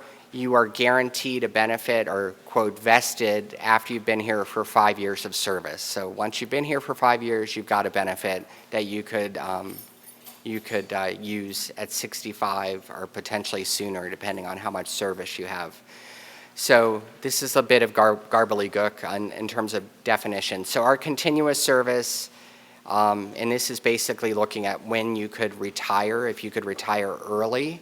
That is calculated on our budget year from July 1 to June 30th, and then if you work 1,000 or more hours, that gives you a year of continuous service. Credited service is when somebody works those 1,000 hours during that time period after they become a plan member. So let me kind of make this simplistic. Generally how it works is you have to have 1 year of service before you become a member of our plan. So, and then at that point, we start giving you credited service, which goes towards your benefit. This is very typical in a pension plan. So basically, after you've been here for a year, potentially less depending on when you started, but reach that 1,000-hour mark during that time period, then you become a member of the plan, and we start giving you credited service towards our calculation in the retirement plan. But don't be too concerned about some of the math with that. We'll talk through some more with some examples. Eligibility, you got to be 21, and again, 1,000 hours. We have some folks that have literally worked here since they were 17 or 18 years old, and our benefit doesn't start until 21. I get to blame it on some regulatory legislation in 1974 that doesn't allow for people to have earlier time counted generally. So anyway, not a big deal for most of us. So the benefit, again, salary, average final earnings. We take a look at the last 10, take the highest 5 consecutive years of service and how old you are when you retire, and then what option you select. This gives you a visual which you don't need to commit to memory at all. So we take a percentage of your average final compensation. We calculate that. I affectionately call this kind of hazard pay. If you've worked for us for more than 20 years, then the formula gets a little bit richer, as you see in the lower part of this formula slide. So additional credited service. So if you're paid on the biweekly payroll at the time that you retire, you might get a little bump in your service based on your unused sick or carryover bank hours. And that's going to be divided by the number of hours in a year, which is 2,080. Basically, we're trying to give you a little bit of credit for that sick or carryover bank hours. So generally, that might bring up your benefit a couple dollars a month, but every little bit helps. But you get some credit under the retirement plan for that. You're not going to get cashed out that benefit, but if you're on the PTO system when you retire, you do get the opportunity to cash out your short-term and long-term bank hours. And someone asked me at the break, and I'll share this, somebody asked me, do you have to get that payment of short-term and long-term bank hours in one lump sum, or could you get it paid out over pay periods? So you can get it paid out in either a lump sum or out over pay periods. And we'll walk you through the logistics of that over pay periods as it gets closer to your retirement date. But some people do that as a good stream of income where they don't have to dip into other funding sources right away by having it paid out over regular pay cycles. So when can I start to receive the benefit? Your normal retirement age is 65 under our plan. If you could be an early retiree if you're 45 years of age and have 15 years of service. And then, of course, if you're going to take a benefit at 45 years of age, you can imagine it's going to be reduced pretty significantly because from an actuarial perspective, we're thinking you're going to live until your late 70s, early 80s. So it's preferable not to take a benefit at 45 years of age. And the things that I talk about today are really highlighted and segmented to the pension plan. So Get retiree health out of your mind. This has a different set of rules. And then deferred retirement is fancy language for working past the normal retirement age of 65. So if you worked past the age of 65, for every year of credited service after 65, we'd give you a 10% bump in the credit service calculation for those years worked after 65. All of this is automated, and we audit this, but we have a pretty amazing pension calculation system that pulls in all this data and makes it work. And you can actually model these things online, too, through the Duke at Work web portal. What are your payment options in this space? We have a single life annuity, joint and survivor, level income, or a lump sum if the value on your account is $10,000 or less. Most of you in the room would never have a $10,000 or less benefit unless you only worked here for a few years as a biweekly employee early on in your career. So let's dive a little bit deeper into some example. I'm going to cheat and look forward for a second. So let me go back to this and kind of explain these a little bit more. A single life annuity is it's only one life, right? So if I were retiring from Duke and I took a single life annuity, when I pass away, the benefit stops. There's no person that's going to get the benefit beyond me. So that's a single life annuity. Good for a single person or good for a married couple that the other person doesn't feel like they need the benefit when you pass. So the other option is a joint and survivor annuity, and these come in all different percentage flavors, so to speak. So this is where you'd have the Duke retiree plus a survivor, so you're essentially naming a survivor or beneficiary under the plan.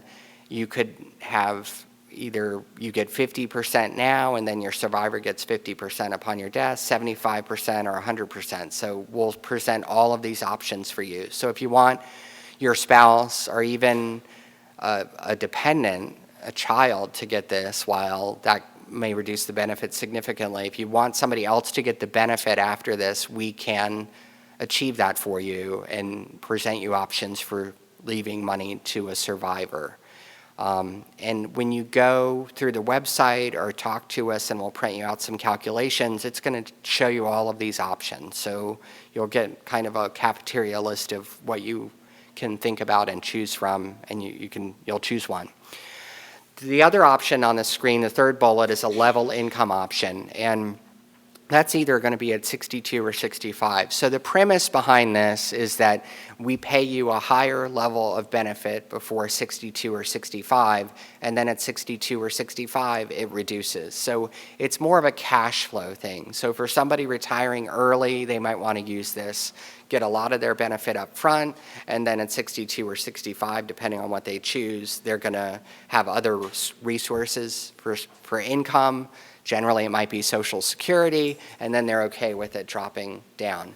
I want to caution you, don't get fixated on the pre-62 or pre-65 number. It will drop, and we tell you that. We put it in writing, and you're basically front-loading your benefit, and then it goes down at one of those two ages. So if you make that choice, you want to be very mindful that it's a significant choice to make.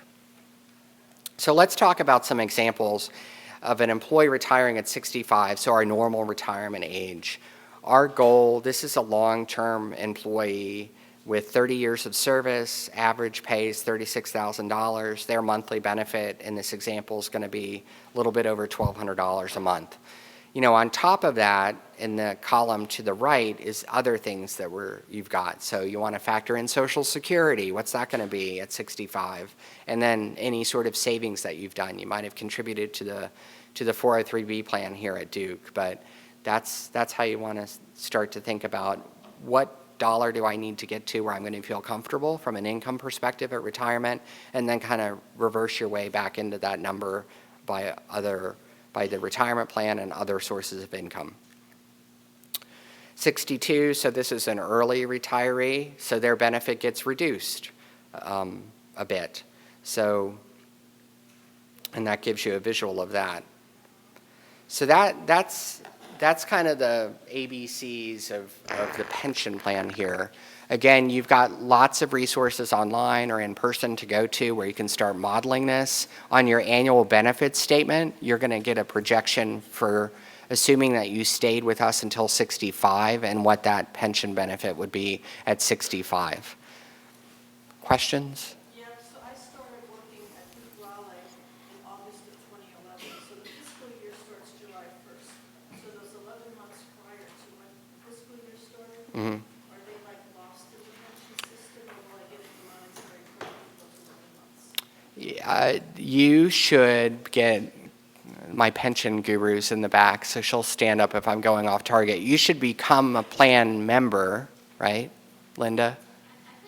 So the question is, she works at Duke Raleigh. She started working there August of 2011. From August of 2011 to As long as you had 1,000 hours during that first year of employment, you should become a member on September of 2012. You have to work a year to be a member of the plan. So those years, those months before that, Right, you couldn't earn credited service for that first year, that's your year of membership, year of eligibility. you're earning time towards becoming a member of the plan, but yes. Go ahead. One of you talked about compensation. That includes shift differential. So we're looking at all your compensation. So if you get overtime, a shift differential, we know about that, and that's part of your compensation picture. And then this formula with the carryover bank hours. Mm-hmm. Like I calculated, I come out with 0.7. What is that, 0.7 what? Is that 0.7 of a year or what? It is 0.7 of a year. So if you worked 20 years, then we'd add 0.7 to it for 20.7. So, I mean, I think it depends on your salary, but I think based on Linda and I's experience, it might lift the benefit by anywhere from $10 to $40 a month max. I mean, it's not going to be a huge lift. It's kind of extra gravy on the top. 2080 is full-time. 2080 is 40 hours per week. So if you worked simple math, potato math, right, 10,040, then it would be 0.5 year credit added to your credited service. That would be like 6 months. Right, but it's not 6 months of cash out of your, it's basically adding more to your credited service. So if you made $60,000 a year and it's not like giving you $30,000 more in a benefit. Credited years of service, because I'm now learning, I think I'm lost in the first year. I'm always kind of counting from the time I start, but I don't count from the time I start. I count a year later, basically.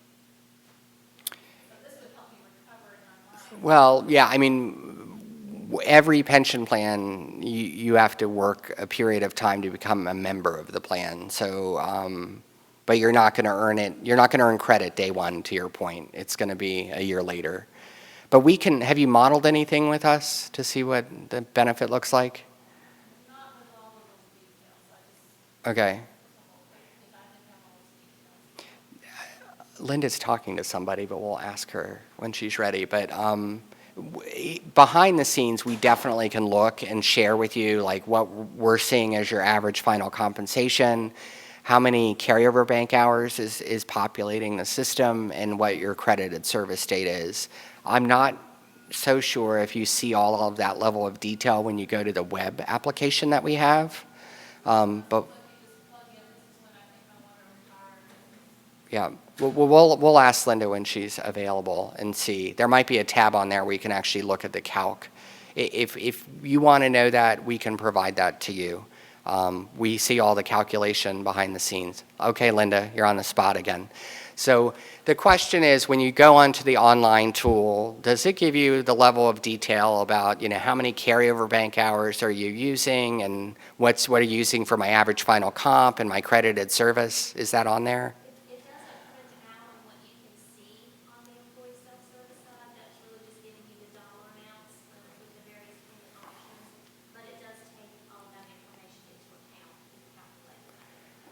So if you want to know kind of how the sausage gets made behind the scenes, you can call us and we can actually pull that underlying calculation that's driving that web result, and we can go over that with you. So we definitely want to be transparent in terms of how we're calculating that. And that web thing is kind of giving the user digest version, but we can actually look underneath the calculation system and give you more details. So, and there are creative ways, and there are some times too where you could work depending on the hours and how we're looking at the snapshot of time. We have people that work full time, and if they work until the end of December, because they will work 1,000 hours during our measurement period, that will give them 1 additional year of credited service. So, not a little. I mean, it can, but generally in our practice, it hasn't. If you're looking at 1 month versus another, this is my birthday month versus earlier is not.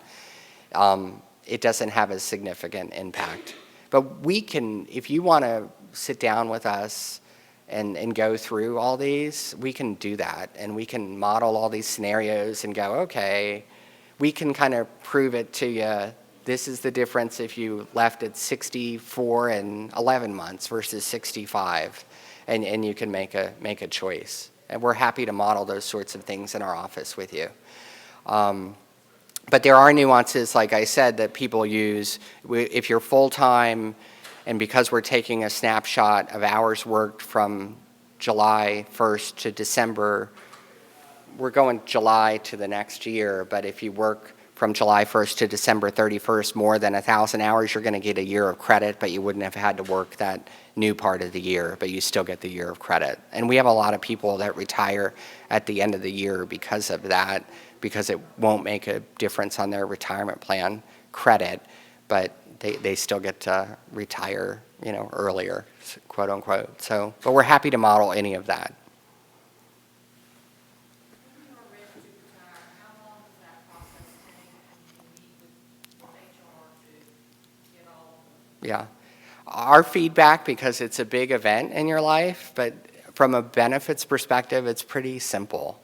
We're basically going to have you sign some paperwork. There's maybe 4 or 5, 6 things that you need to sign, and you can go on your merry way. We like for people to contact us certainly within 90 days or so of when they're going to retire, but the actual appointment and making things happen and signing some paperwork is relatively fast.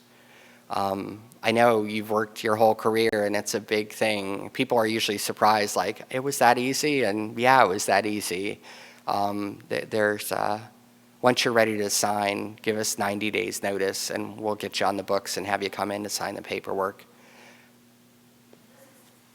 Because people tell you stuff and you don't know what's true or not. This is what they're untrue. Yeah. If you're using leftover time to sort of extend your pay or whatever, if you're sick time or something, does that sort of hold your position hostage and they can't post it for a replacement until you finish paying out?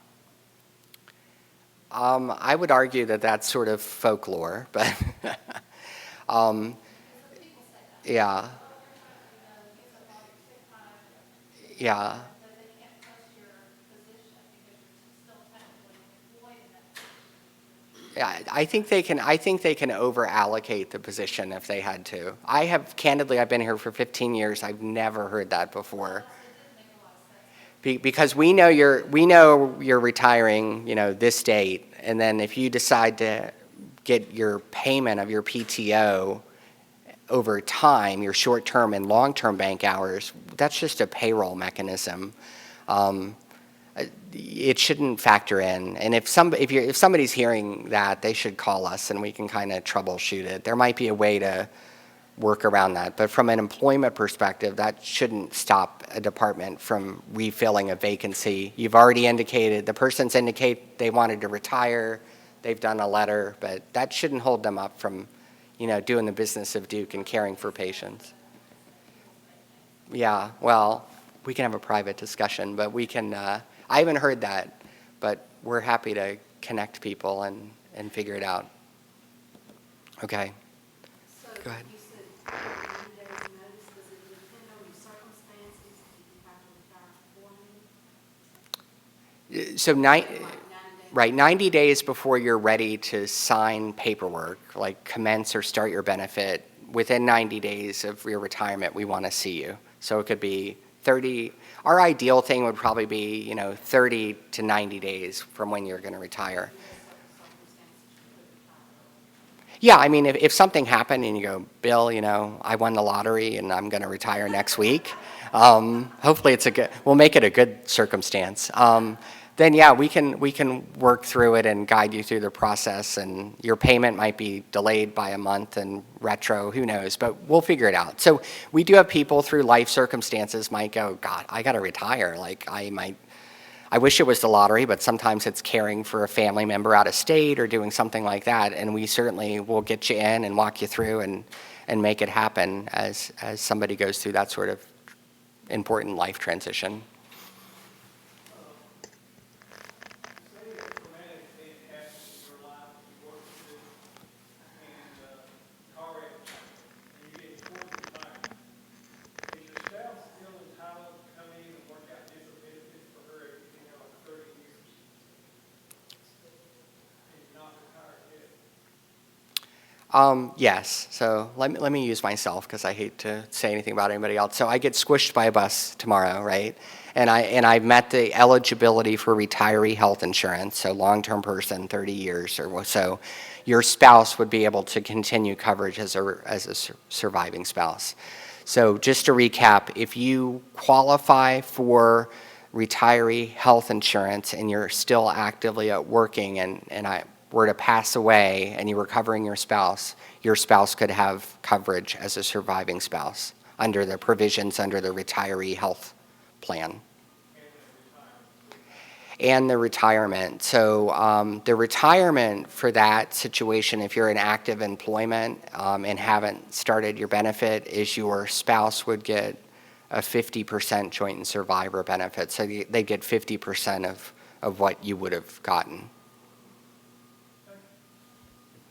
Good question, and I hate to say this, but some people do this for planning purposes. Like if you have one spouse that is eligible for retiree health and one that is not, they might bring their spouse onto the plan once they meet that eligibility requirement as sort of an insurance policy, if you will. If something were to happen to them, then that surviving spouse could continue coverage. Good question.